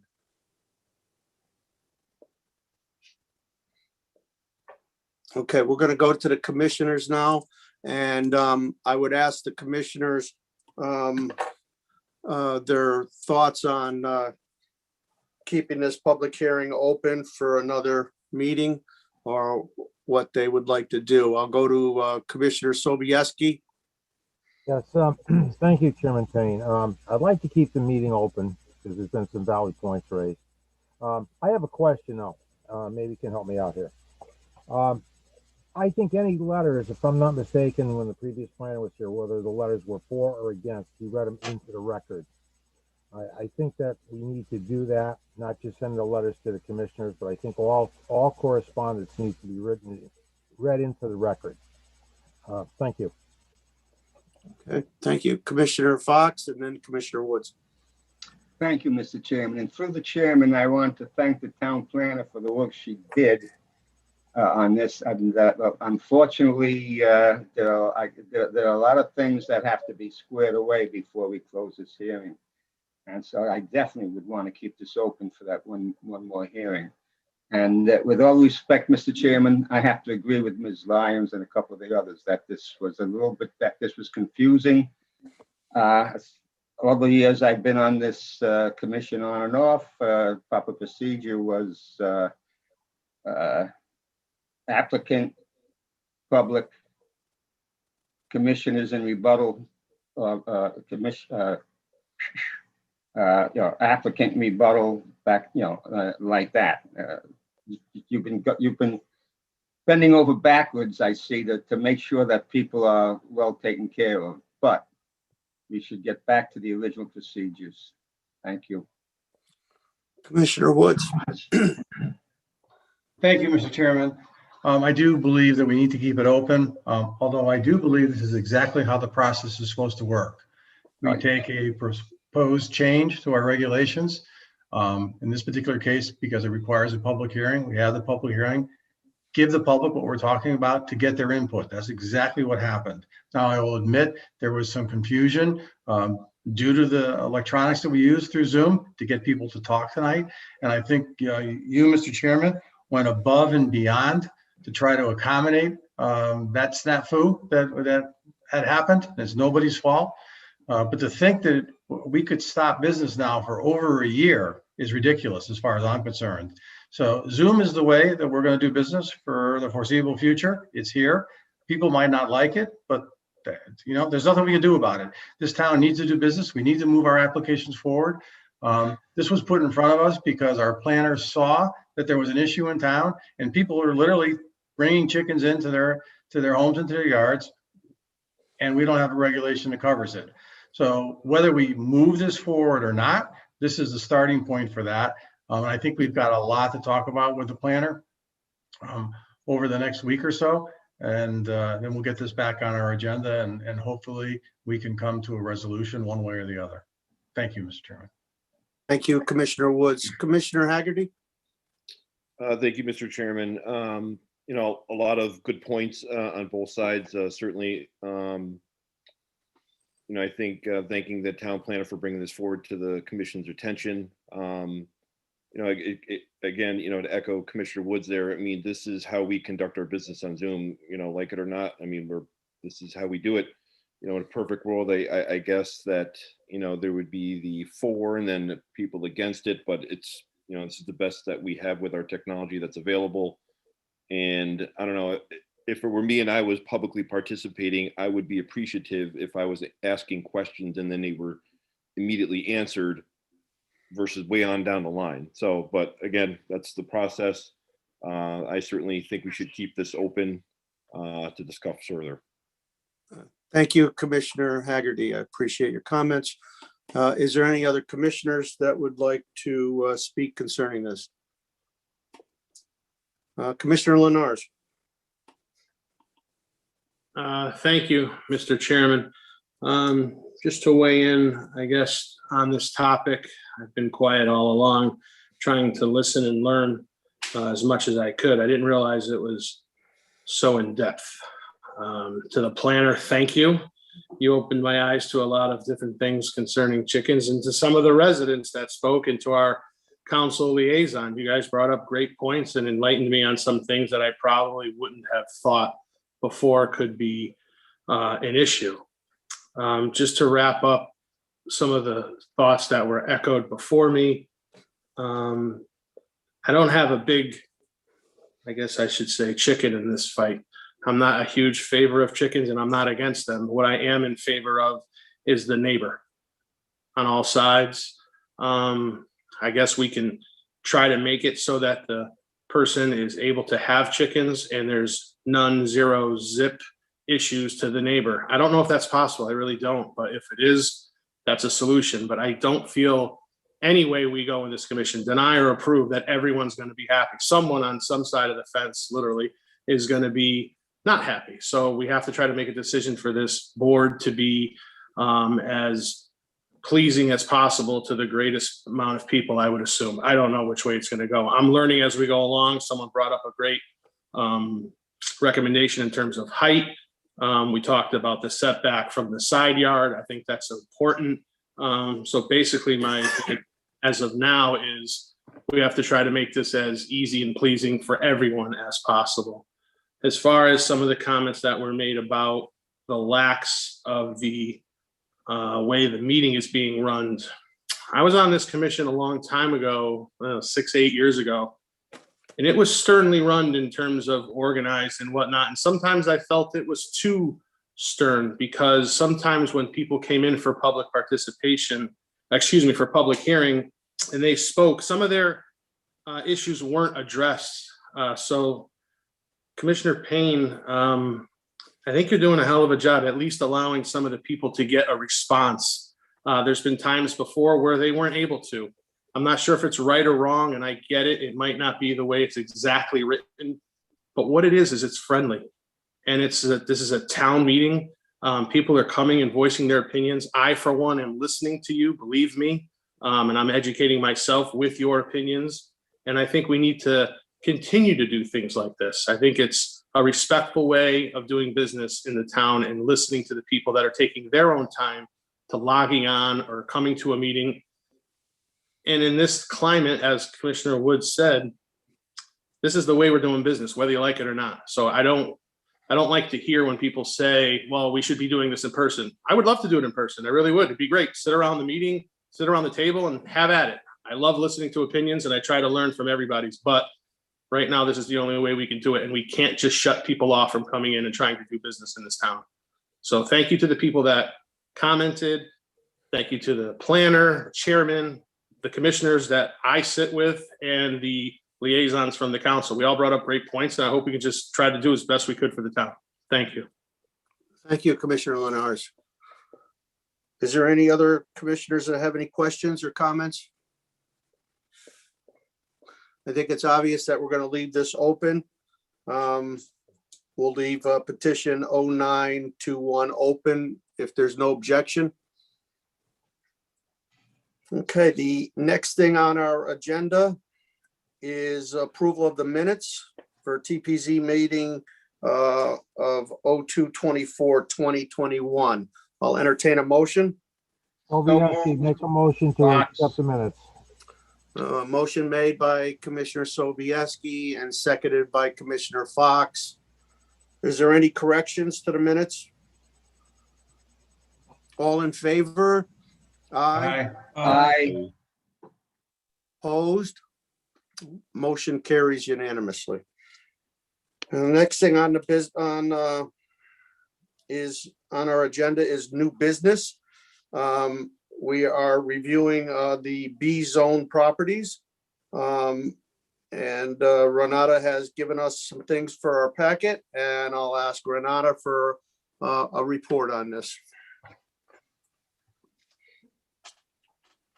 Okay, thank you. So as I indicated in my packet, I started looking at revisions to our zoning regulations in a more comprehensive way. And the way we discussed starting this process was to take it zone by zone. And we will start with the commercial zones, and in particular with B zone, because it is one of those underlying zones that other business zones refer to in the sort of like back pointing way. So I have attached to you a list of properties that are zoned B, and I attached the list of permitted uses in the zoning district. I have highlighted the ones in particular I wanted to talk about a little bit and tell you what I thought I should do with those. But then, feel free to interrupt me at any point here, and all of this is up for the discussion, obviously. So we have a number of uses that we need to provide definitions for. When we say a business, I don't really know what that is. Is a doctor office a business? Is accountant a business? Is a retail store a business? Is, everything is a business. So I suspect that I suggest that we should provide definitions for uses such as business and professional offices and trades. And in particular trades, like what does that include? Is that a trade that is perhaps a plumbing office that has, a couple of trucks parked in front of their business? Is landscaping a trade or some form of landscaping? Is that a trade? If it's electrician, does this include storing of the electric electrician vans outside, number of them, all those are permitted as of right, and normally would not require any kind of review in front of the commission. So we should probably define this and then talk about whether or not in B1 zone, which is, as you see on the list that I also included with this, it's a zoning district that has predominantly smaller parcels. They tend to be half an acre or less, and they're surrounded by generally residential areas, in many instances, single family residential areas. So it's small lots that allow certain type of businesses and surrounded by residential. So I do want us to talk about what we want to do with the trades once we define that. And I'm going to ask you to tell me, when you were adopting this, like what were the trades? Like how did that even started, rather than looking at regulations from, Indianapolis to tell me what they think trades are. It would be helpful to know what you thought trades were when you put them in this district. If you know, if you were on the commission, if you remember. Some other permitted uses are, for example, construction trailers. I have not highlighted those, but those are allowed everywhere in every zoning district. They're allowed temporary. So that kind of gives me a little bit, okay, that's perhaps fine. We can only allow them for up to maybe 3 months or 6. I don't remember offhand. Then we're talking about the equipment storage. What could this include? Does this include storing of commercial vehicles that carry like plows and things like that? Do we have any farms in business zone? I don't believe we do. Should we delete that perhaps because the parcels are small? We're not very likely to have a farm. Plus the location of these, again, is in the middle of these residential areas. So having a small farm in the middle of residential area, is that appropriate or not? It's up for discussion. Material storage, indoor, are we talking indoor, outdoor? What kind of visual impact that has to, again, small parcel. Public library, should we just delete that? I don't believe we have any in the business zones. I would like to talk about outdoor-related uses. Perhaps we should remove the car sales from this. Why do we require special permits for brew pub and restaurants? Perhaps this is something that could be allowed as of right in a business zone. Coin-operated games, I don't even know what that is, and I'm pretty sure we don't have that, so it probably could be something we consider deleting. So at any rate, those are kind of questions that I have. You have a funeral parlor and then there is a mortuary. Should we just combine those? There is no definition for either. Outdoor dining, obviously, I'll talk about that later on too, but that's a big thing we should consider, as well as like how we treat restaurants. Should we allow printers as of right? I mean, those are kind of low impact type of thing. It shouldn't require special permit. Some of the things with the bulk regulations in B zone to consider would be, in order to perhaps allow more development on a parcel without changing the context of what everything looks like. We right now allow in a B zone a building that's up to 35 feet high, but 2 stories. Can we make it 3-story, but not exceed 35 feet in height? If you can have a commercial building that can be like that, that would be one option. I also would like to revise perhaps the front yard requirement to be a little bit aligned with some other buildings on the street. So we require 25 feet right now, which is fine. But if you are a building in a residential area and everybody has like their buildings closer to the street, perhaps we can allow that on these parcels building be located a little bit closer to the street as well, as long as they align. The idea is the physical bulk does not change. As you drive down the street, you don't notice that building as something that sticks out because it's 70 feet tall or like right on the street line. So that's where I would like to start with this. Now, this is a long conversation and it will take more than one night, obviously. And, you know, I kind of want you to tell me, how would you like to start looking at this? We can start with the design, talk about these scale requirements, or we can go sort of business by business.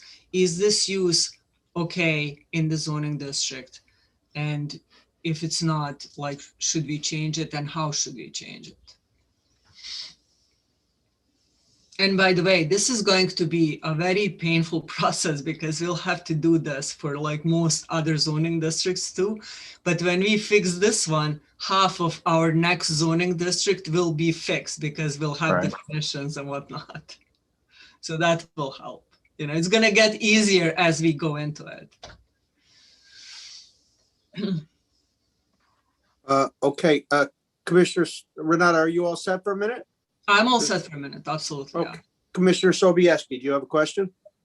Yes, I looked at Renata's list here, and a lot of these areas are wetlands. All right, like the one by the WRYM, that's all wetlands in there. No matter what zone it is, you can't build in there. I looked at the other ones down here. There's one here on 392 Main Street, a portion. That's wetlands. Even though it's residential, it's wetlands back here for floodplains. So I think some of these we have to look at because they're whatever zones they're in. You know, we just can't say, well, we're going to build in them. The wetlands are definitely defined.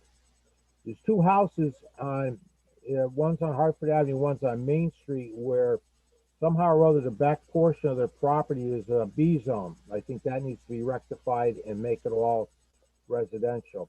Apparently it spills into there. I don't know how it happened, but it did. I've been around town for a number of years, and I know, like for instance, we have there's a station or a repair station, I think it's B&D, at the corner of Dowd and Main Street that floods with heavy rains. I don't think, if I remember correctly, that's something that if that ever gets knocked down and gets rebuilt, I don't know if they're ever going to be able to do anything with that because of the flooding issue. I know the state took several houses along the Main Street area for flooding down. I also looked at the sketch here in the back off of Dowd and back of B&D, and some of that's federal property, some of it's state property. So I think, you know, this map needs to be rectified and straightened out, in my opinion. But like I said, I know it's going to be very difficult to try to do anything in the wetlands. Thank you.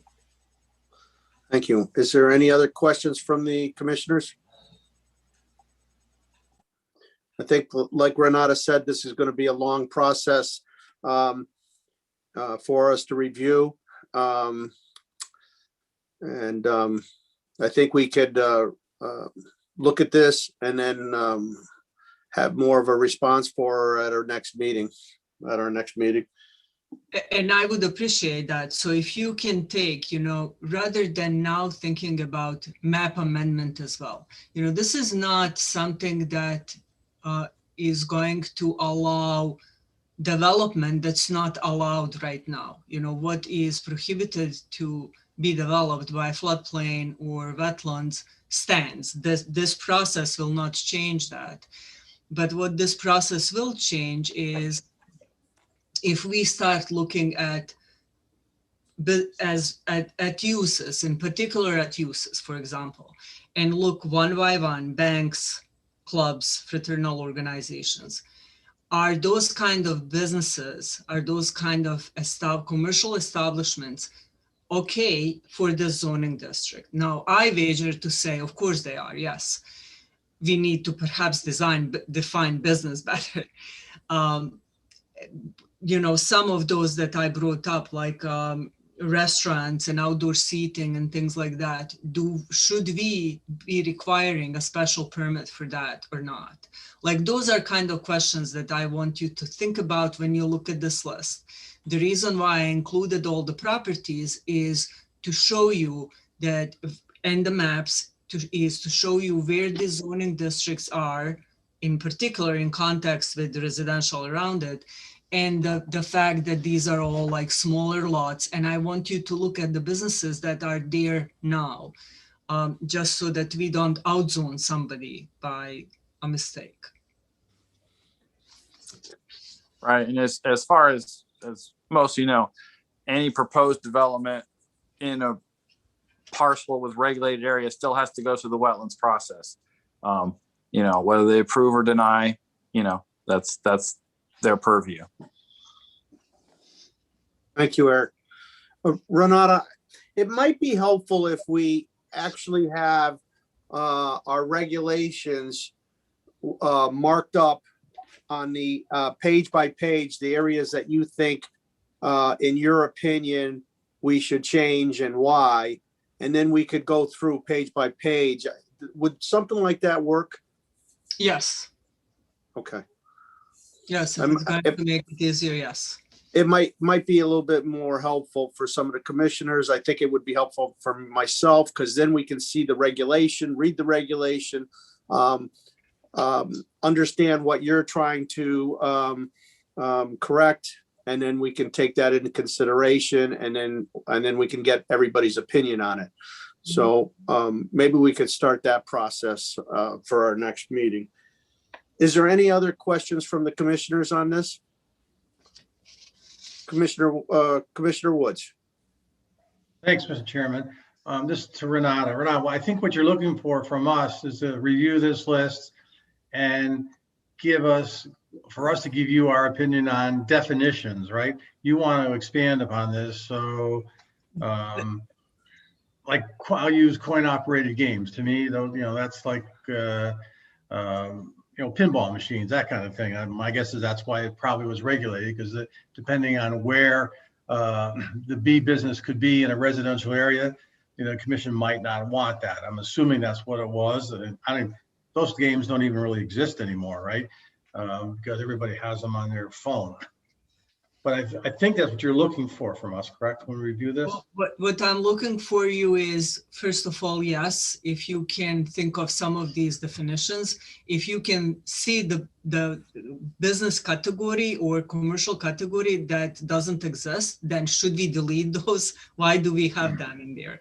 And lastly, but perhaps most importantly, is should we require special permits for the uses that we require special permits for, or should we be looking into ways to moving those to be permitted as of right or permitted with a site plan approval when they affect parking and things like that?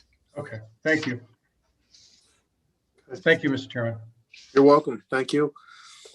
Any other questions from the commissioners?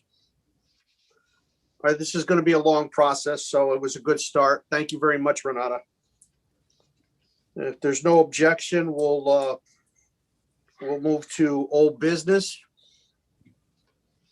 And we've started to talk about Newington Junction, and I'll turn it over to our town planner to give us a short report on that. So I will ask James to display the map that I thought I would include in this. And I want, first of all, to talk to you about this map. And then if we agree that this is more or less the area that we want to be talking about when we talk about changing zoning in Newington Junction, then before I go anywhere with that, I want to get in touch with the property owners on this, because they're the ones that, you know, obviously have the most vested interest. Now, just give me a second. I apologize. I had to plug I think my computer is just about to die.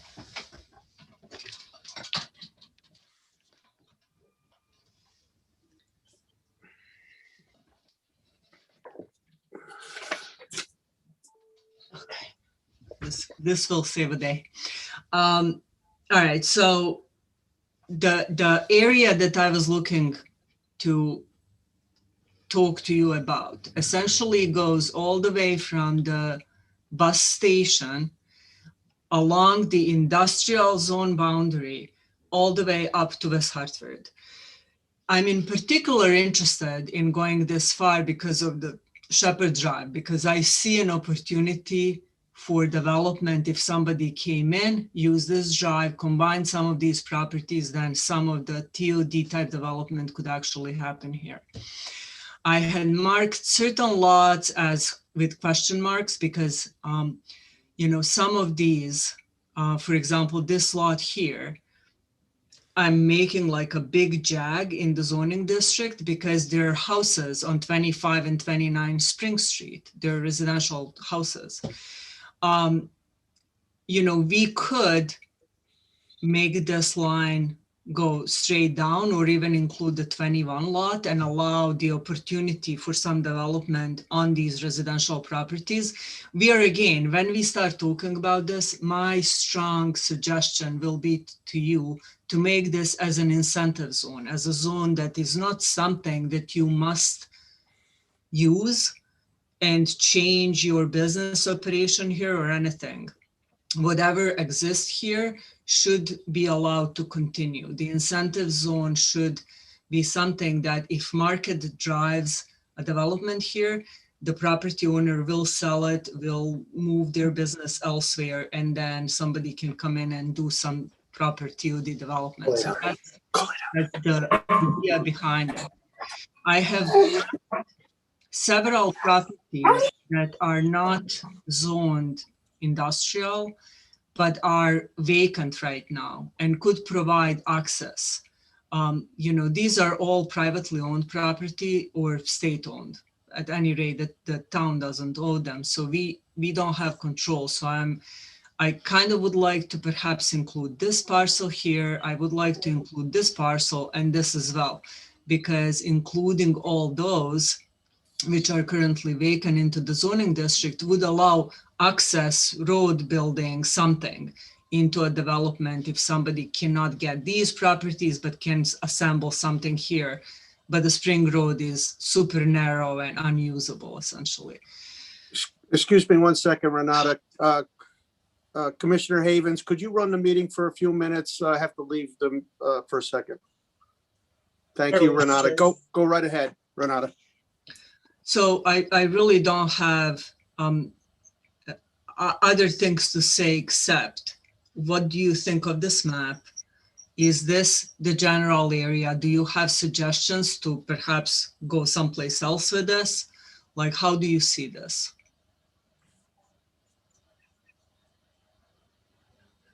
Anybody have any comments regarding Renata, what Renata just said?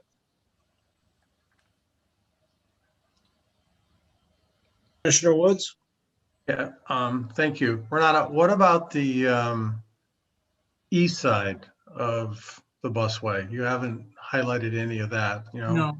Just because it's all developed, and is there a reason you haven't included that? Because I see that as prime for, you know, for some redevelopment through that area. Some of it is, I think, ready to, and willing with the right opportunity and the right incentives for an area along Day Street to get redeveloped. It might very well be. It's not physically currently connected to this, to this station, like up Francis, but you know, I'm okay including it. I'm also thinking perhaps we start with a section and see what transpires there. Once we have an area and a map and the regulations in place, if there is an interest on Day Street, it's kind of easy to add it, I think. Okay, and I would agree. I think you're 100% correct on the Shepherd Drive. That's the key piece that opens up to a huge parcel. There's a lot of land there, which spills over obviously into West Hartford. But I think there is a lot of potential there for some TOD development in there. And I like the direction that you're going in. And then the other idea was to keep this somewhat manageable for me, because I do want to reach out to the property owners here and tell them that, you know, we're starting to have these discussions. And then in that conversation, perhaps we will reconsider the Day Street area or some other area. Okay, thank you. Thank you, Commissioner Havens. Thank you, Commissioner Woods. Chairman Payne, you ready to take over? Yes, I am. Thank you very much, Commissioner Havens. Commissioner Sobieski? Yes, I'd like to see, try to utilize what we have, the signal at West Hill, because of the traffic volumes we have there. Excuse me. Try to get some development in the back here a little bit. My thought was, and I had discussed this with you, Commissioner Payne, maybe some type of store, because we have a senior citizens development over there, Kelleher, some type of coffee shop in there where the seniors can walk across the street and actually sit down and have coffee, you know, BS, whatever. I'd also like to see the town approach with the DOT and reopen the tunnel under Willard Avenue. And the reason why I'd like to see that is because this would give the seniors a way of getting underneath Willard Avenue without having to cross the highway and get into here to go to like a mini grocery store or something like that. We've tried to do that with, if you remember, with Best Market, and unfortunately the market closed. But that was a big draw for the seniors, especially from the high rise. I think that would be easier for the state to maybe try to get money to buy some additional properties to develop in there. I'd also like to see the buffer around all of these properties extended to at least 75 feet, because there is noise down there. I keep hearing that from people on Francis Avenue. I know with the state, when they went through and they developed all of that floodway there, people coming down can actually see the signal change day and night on Francis Avenue. So I'd like to see something like that. As far as the Shepherd Drive area, if I'm not mistaken, Shepherd Steel is still there, which is still a functioning business. And Spring Street, if I'm not mistaken, is too narrow to widen. If you do, you have to take the houses in that area. So we have to be cognizant of the residential area in there. I would not want to see an additional driveway in there, because I think you'd have problems pulling out, especially at high volume traffic times.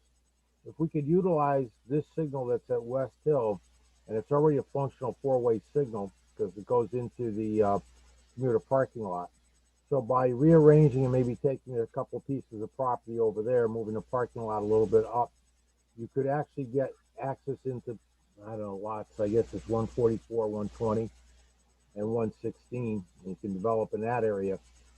That's just my thought, you know, and see. Because like I said, you know, right now, these seniors have no way of getting to grocery shop if they don't drive, other than hop the bus and go to West Hartford to Stop and Shop, take the bus back, and the bus stop is up on an incline. So I'm thinking if we could find a way to make that more palatable for them. Just my opinion. Thank you, Commissioner Sobieski. Commissioner Gill?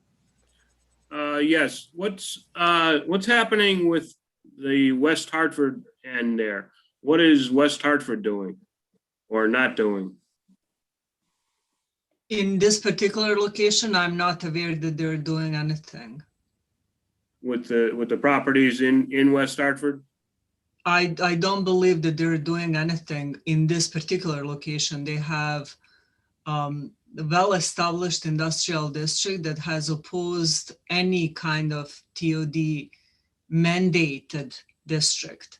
That's my understanding from their planner in West Hartford. Okay, thank you. So Renata, this would be similar to the Fen Road TOD area. It would be an incentivized overlay zone to provide incentives for developers to possibly come in and buy a section of the property up to redevelop it. Is that correct?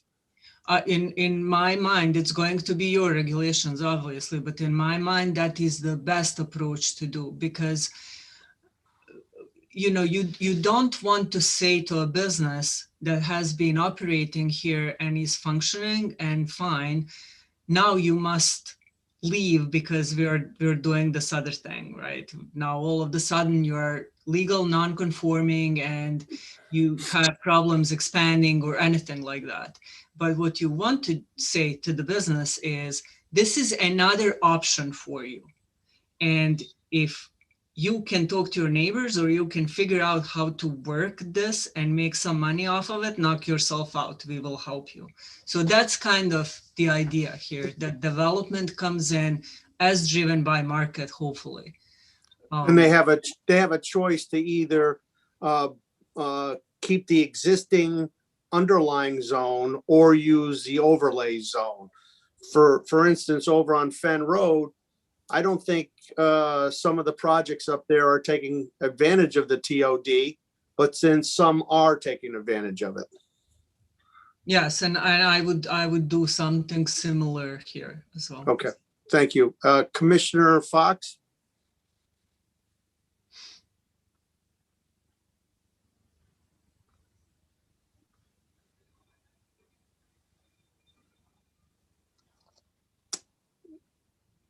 Commissioner Fox? Do you have a question? I had to unmute. Sorry about that. At any rate, I see here within the plan is template here, a great opportunity for, if you want to call it another transit village district on the line of what Commissioner Sobieski was saying. Small shops, walking distance to senior citizens, as an enterprise zone. I also have to agree with Commissioner Woods. Day Street is just ripe for development over there.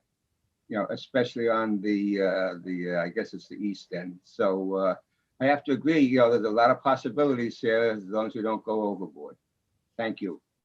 Thank you, Commissioner Fox. Commissioner Woods? Yeah, thank you, Mr. Chairman. I was just going to expand on Commissioner Sobieski's remarks about a connection point. It would be really good to get a connector to go underneath Willard Avenue, which we had at one point, but for whatever reason, the state, when they were doing the busway, actually took it out. There must have been a reason for it, I'm not quite sure, but there had been a connection point to get from the west to east, or obviously east to west, without having to go over the road. I think that would be a wonderful idea if we could, work with the state to possibly get something back in that area to accommodate pedestrian flow in and out safely, because that's the key here. Because traffic is flowing at probably a higher rate of speed than any of us would like, and I'm sure our Newington Police Department will do a really good job enforcing it, but people just have a tendency to drive faster than they should at times, and we need to try to make that as safe as possible. And if we do start to develop this area, we will need to make sure that we can get pedestrians from the east side to the west side, especially because there is a little bit of business over there already, and that will probably expand. But I thought that was a good idea that the commissioner brought up, and I just wanted to expand upon it. Thank you. Thank you, Commissioner Woods. Commissioner Sobieski? Yeah, thank you. Just to answer Commissioner Woods' comment, the tunnel is still there. They backfilled it with dirt, and what they did is they expanded it on either side and put a concrete wall. So the tunnel was there. They did ask somebody at the town if they wanted it, and apparently the powers to be at that time said no. That's all I know. All right, thank you. Any other commissioners have any questions? So is everybody in an agreement that the areas that Renata's marked out would be the main area, and possibly a little bit of it expanding a little bit more towards Willard Avenue, and then there's a possibility of expanding on Day Street? That's what I'm getting from everybody. Yeah, actually, when you step down, Mr. Chairman, I think what she wants to do is try to start with this, right? And then see how it goes. So this is a really good starting point, I think. Okay, okay, very good. Thank you, Commissioner Woods. Okay, so we have a good start then on this, Renata. Is there anything else? No, so I will start. So just for the future, my first point of business here will be to try and get in touch with as many property owners as we can in this district by phone calls and perhaps going there and, you know, figuring out who's who. And from that point on, I'll get them at least to know that this is something that they should be looking out for in our meetings. And then we can start by outlining the district, and we can start by actually looking at the regulations a little bit in the future meetings as well. Okay. Very good. Thank you, Renata. All right, we have next thing on the agenda is petitions for scheduling.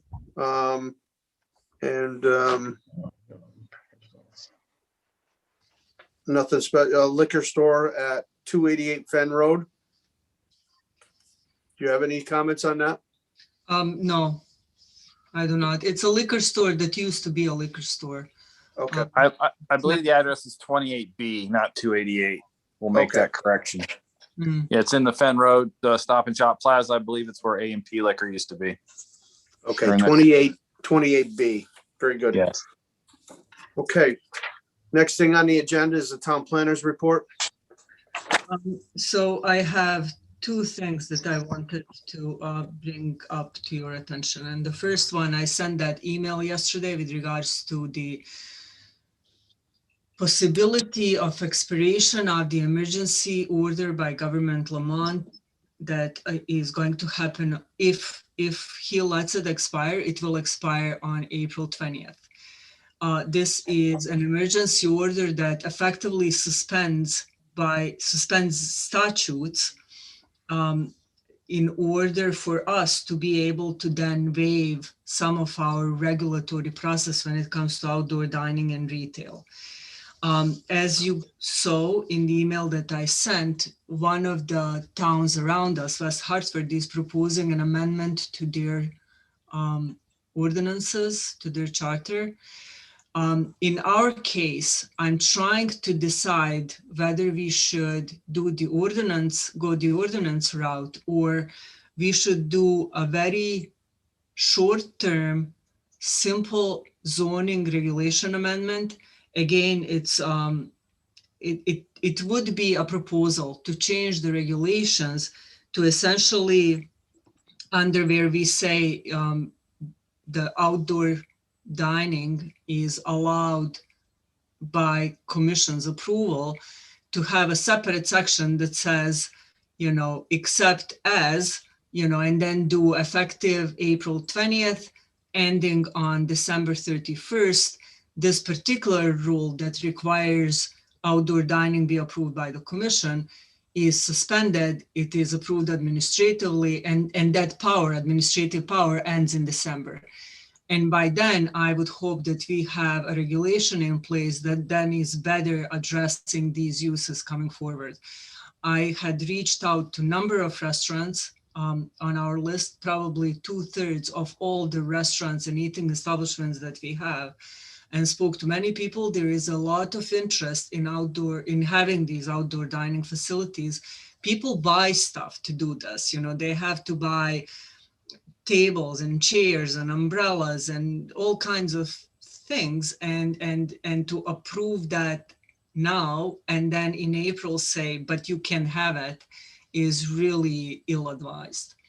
So I think today I sort of decided in my own head, perhaps we just do the zoning regulation amendment. There is also a bill proposed, and tomorrow I will email you a list of bills that I would like you to look into that are pending public hearings next week. They were literally just issued.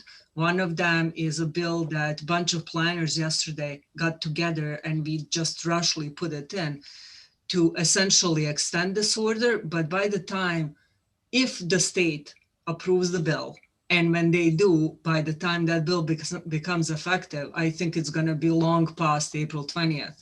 So it kind of kills my timing on it. So that's the thinking on that. And right now, I'm going to email you some kind of simple regulatory proposal fairly soon and just schedule the hearing like as soon as possible. I think your second idea here, instead of an ordinance of changing our zoning regulations, is a better idea. I think we can control a little bit more. As everybody understands, this is just so that we don't interrupt the businesses that need outside dining partway through the season because of the governor dropping the executive order. So I think this is, at least in my opinion, I think this is extremely important for the small businesses. And I would like to encourage the commissioners to have Renata work on this and get this up as fast as possible. And then in the meantime, we can address our outside dining regulations more comprehensively and maybe have a conversation on whether or not we're going to have it as a special exception, or whether or not we'll allow outside dining as a matter of right. I'll open it up to other commissioners. Go ahead, Renata. No, I have like one more item under report. So let's see if anybody has questions or comments on the outdoor dining. Is there any comments or questions on what Renata is proposing to do? Is everybody in agreement? Commissioner Woods? Yeah, I was just going to say I'm in full agreement. I think it is obviously a much more expedient way to work to make sure that we ensure that our restaurants can continue with their outdoor dining that they probably would not be able to under our current regulations. So I like it now. I think she's extended it to December, which makes sense. If we get a good fall, they can go that long, and hopefully then they can come down and we have revised regulations. And I want to say better. I want to say revised regulations, and that COVID is behind us, I hope, at that point. Thank you, Commissioner Woods. Any other commissioners' questions or comments? Commissioner Lenars. I agree. I think it's important for the planner to move forward with this, and I think it's an excellent way to do it to expedite the process. As I spoke last time, I kind of got on my soapbox and I preached that these businesses, some of them probably wouldn't be here today if this commission didn't take the steps necessary in last spring to allow these businesses to do business. And by extending it even further, for some reason, hopefully when COVID is behind us, even to extend them into the fall a little bit. And like you said, maybe towards December to let them do additional business that they normally wouldn't be able to do, with allowing them to increase some of their outdoor dining, seating and stuff like that. And then in the meantime, as Commissioner Wood stated, to revise and revisit and make better our regulations that we have to support these businesses, I think is very important. So I'm behind this 100%. I think it's important. And whatever we can do to allow these businesses to continue to do business is very important. So thank you for that. Thank you, Commissioner Lenars. Commissioner Sobieski. Yes, I'm in agreement with the previous commissioner's remarks. I just, as long as we make sure that any tent renting meets fire code and safety around, so for the participants sitting outside. Other than that, I'd like to see her go forward with it. Thank you. Thank you, Commissioner. Any other commissioners' comments? Without objection, Renata, you can go on to your next item under communication. So the other thing that I wanted to let you know, and I will email you tomorrow a list of these bills that are pending. I think the public hearing is next week. It's either Monday or Wednesday. But the Desegregate Connecticut through the Planning and Development Subcommittee at the state has rolled in 3 in particular bills that will be heard next week. One of them deals with TODs and the enabling statutes. The other one requires training of the commissioners. The training will be mandated. I mean, if this is adopted as proposed, the training will be mandated starting 2024. You already go through training, but the change now will be that each commissioner will be required to undergo annual training of certain amount of hours, and the town will have to report that this training has been done by each commissioner. And then the last one has to do with accessory dwelling units, allowing them as of right, prohibiting essentially towns from deregulating them. So I will send you the list. I will encourage you to read them. If you have questions, you can call me. You can submit your own testimony at the hearing, either in person or in writing by email. And if you want me to comment, I think I can't comment on behalf of the commission at this point because we won't meet before that, but at any rate, if you see some way for me to participate in this, then let me know. Okay, thank you very much, Renata. Any questions for the town planner? We'll move on to communications. So the only communication that I will submit is the CROG staff report, and we have included that and sent in a reporting. Okay. Thank you, Renata. Is there any questions from the commissioners concerning the communications? Okay, the next thing on the agenda is public participation. For items not listed on the agenda, speakers are limited to 2 minutes. Is there anybody there? Councilor Pedreco? Yeah, I'm glad, Renata, that you broke, within the past hour, I received 2 communications from residents regarding those bills that are going to be talked about next week. And I guess the public hearing is 10 o'clock on Monday, but these are pretty significant bills. It's basically taking over or limiting some of the zoning functions of local zoning committees. Somebody sent me something about, mandating every town allow for 4-unit apartment buildings as a right on every lot, prohibiting towns from considering character and zoning regulations, mandating towns consider the impact of their zoning regulations on other towns, prohibiting towns from using the preservation of land values as a factor in zoning regulation, mandating every town allow accessory apartments on every lot. So it seems very significant.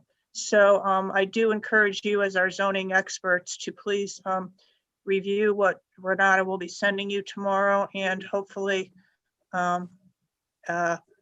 comment on. And again, as I had spoken to when our state legislators came, the regulations regarding TOD, Newington is very small. We have 13 square miles, but we have 3 TOD sites. So it's going to impact, any regulations impacting TOD is going to impact us triple because we have, several TOD sites. So, please review these very carefully. Thank you. Thank you, Councilor. Next public. If I may, just for anybody who is watching this, just few clarifications. It is my understanding that when it comes to TOD, the requirement, the 4 dwelling units, the 4-unit type of development, that is only in a TOD area, and it's defined by dimensions, and it's 1 TOD area. It's not going to be 3 in Newington. It is going to be 1. Now, I haven't had the chance to fully read the bill yet, but to best understanding, that's how that would play out. The accessory dwelling units are town-wide, so that would be something that we cannot unregulate on the town level.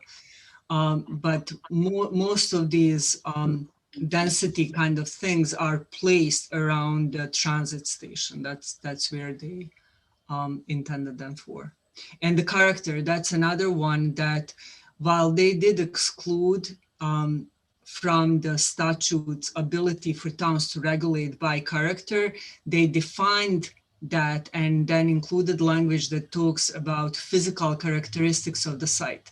So for example, when I was talking about the business zone and keeping buildings same height, but allowing perhaps 3 stories instead of 2, within the same height though. That is what I believe this bill will do. It will allow you to consider the environment, but it will not allow towns to misuse character and apply it to people that live there. Like that was the like underlying thing behind the character part. Yeah, thank you for the explanation. But you know, the devil does rely on the details. So I think it's very important that we read these bills very carefully and not trust the state legislators' interpretation of it. Okay, thank you. All right, thank you very much. Back to public participation. Margaret, I believe, is next. Do you have, if you could state your name and address for the record? James, are you unmuting her? I am. Okay. And prompting.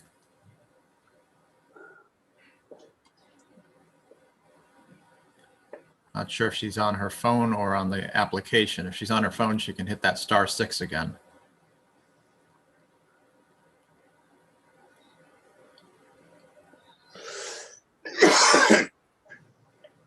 Bless you.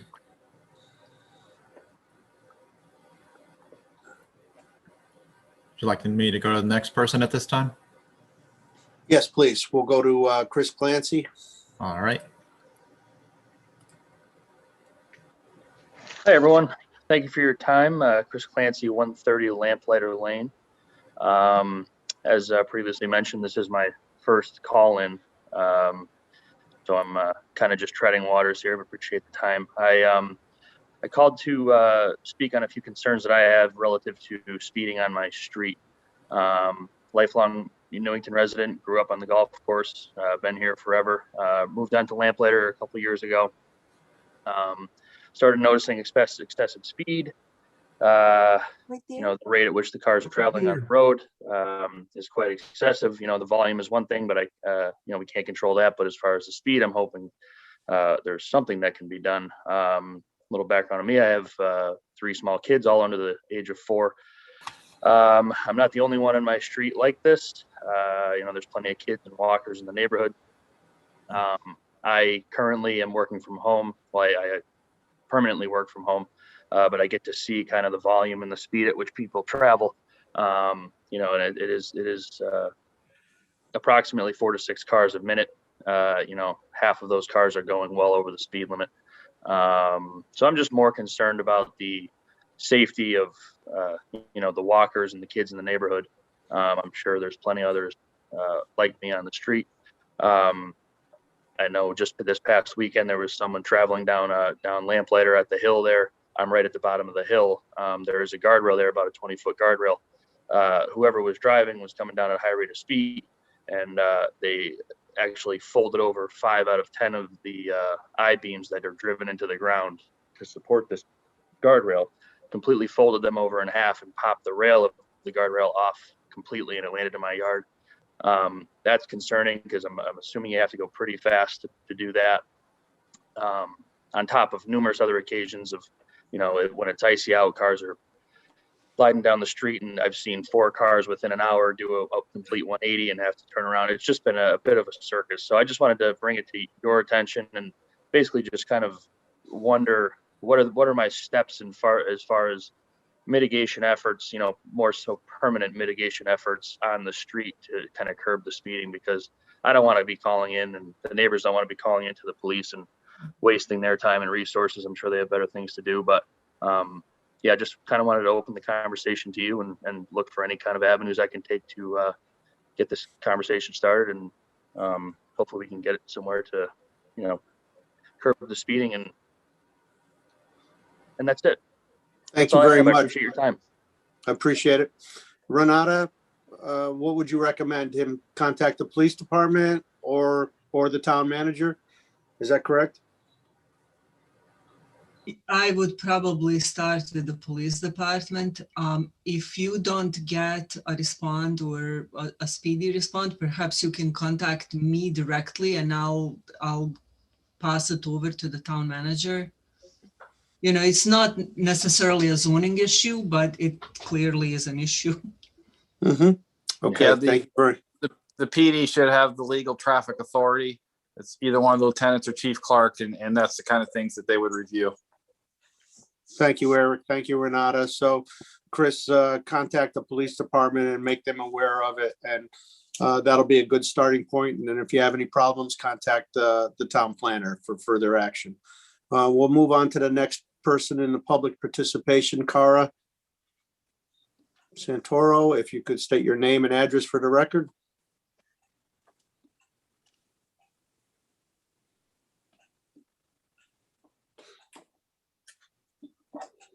Unmute. Okay, thank you, Commissioner Payne. I just unmuted it, the thing came through. Wow, I guess a lot of things have come up now that the state, passed that law. That definitely affects Newington Junction. But I did have some other questions about things that you brought up, as far as Shepherd Drive and all that, which I know is commercial. But then the map showed the other street that had, it appeared to have 3 houses right at the beginning of Spring Street. Was that correct, what was on the map? I believe so. What else? We'll try to answer your questions when you're all set, when you're all done. Okay, so anyways, I was just concerned about, so what's gonna happen with that? We didn't have any discussion now about West Hill Automotive. That didn't even come up tonight, and that's, my biggest concern. One of the questions I had is like, how did all this get started that we should use that section to put housing or some other kind of businesses there? I guess the state didn't pass the law, but that's, what's out there, so I have to correct myself. Sorry about that. I'm just still concerned about what the plan is for West Hill Automotive, what's over there.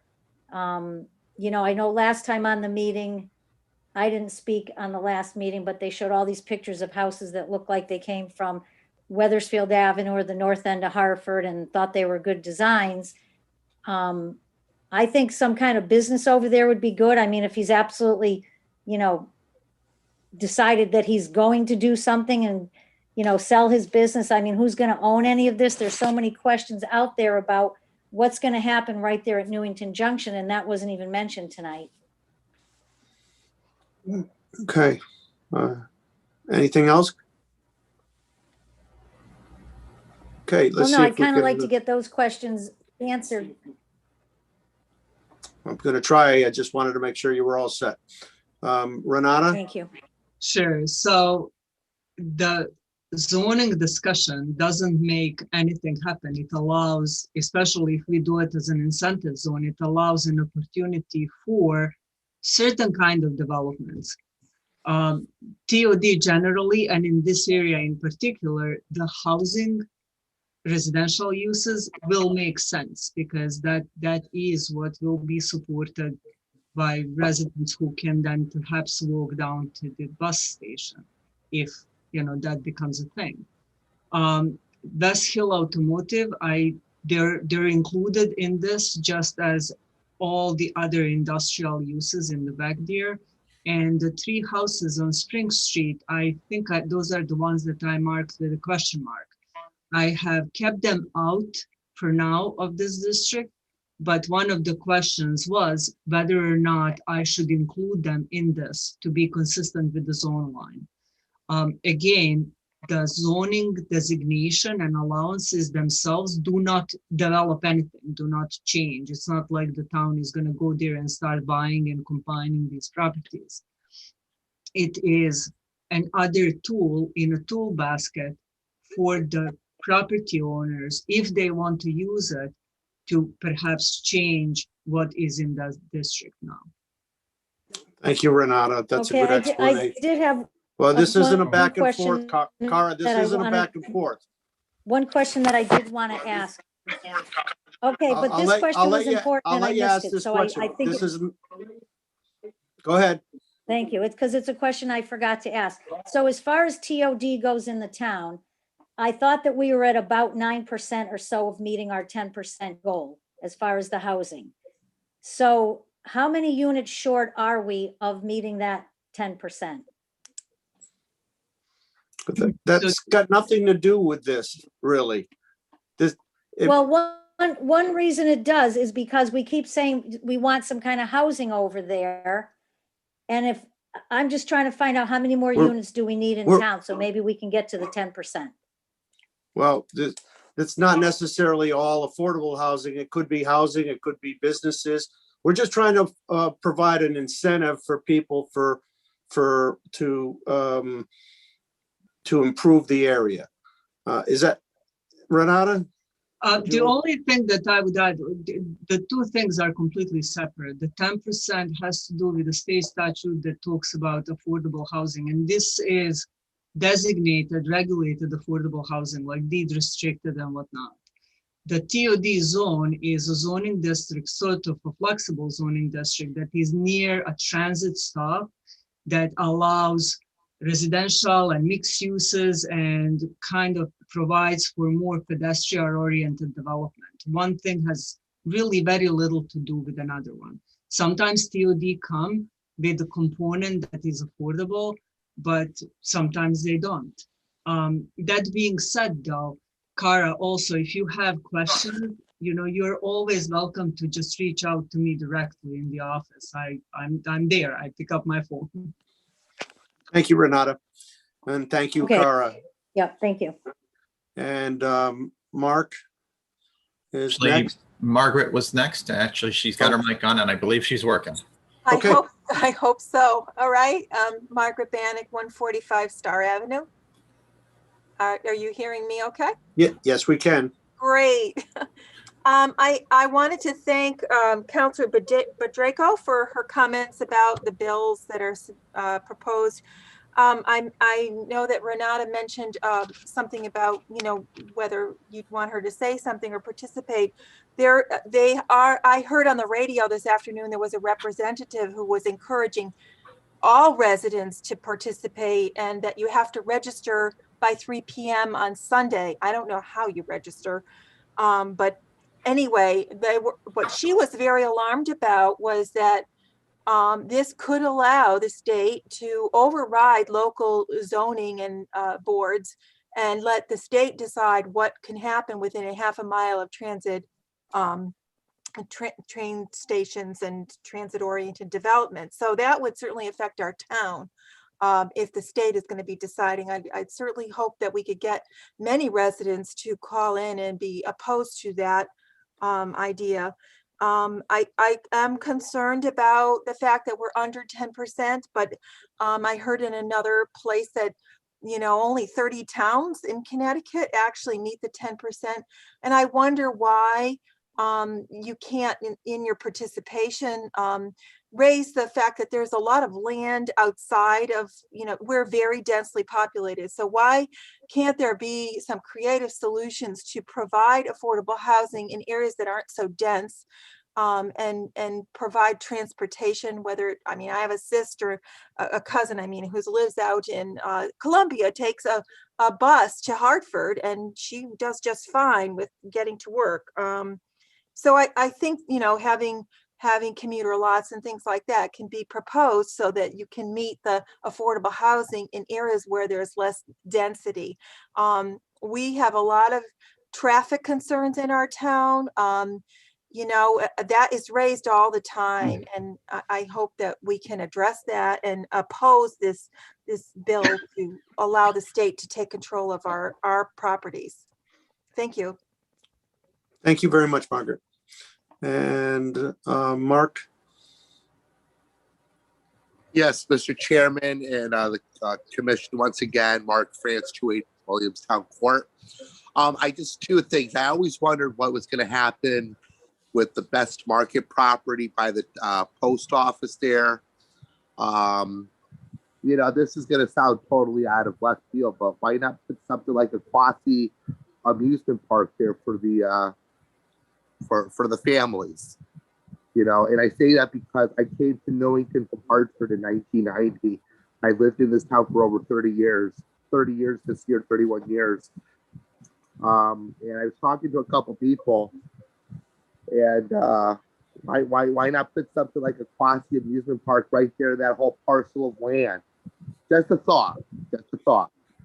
Number two is in terms of Newington Junction and growing that, right where New Park Avenue is in the Almwood section of West Hartford, I believe West Hartford, where the former Pontiac dealership was. For those people that are familiar with that area, they put a the West Hartford, the town of West Hartford, put up it seems to be like a 3-floor luxury slash, I don't know if it's TOD living, but a building there.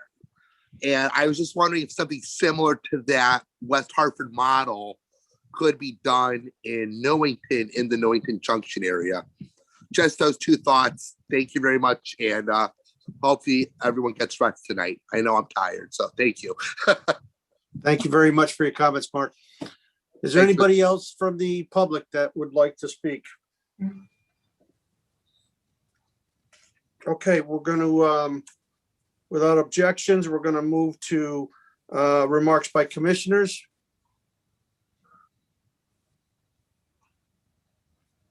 Any remarks by the commissioners? Hearing none, we'll go to closing remarks by the chairman. I think we did a fine job on the meeting, and we'll continue this hard work that we have. And I want to thank everybody. I'll entertain a motion to adjourn. So moved by Fox. Motion made by Fox, seconded by,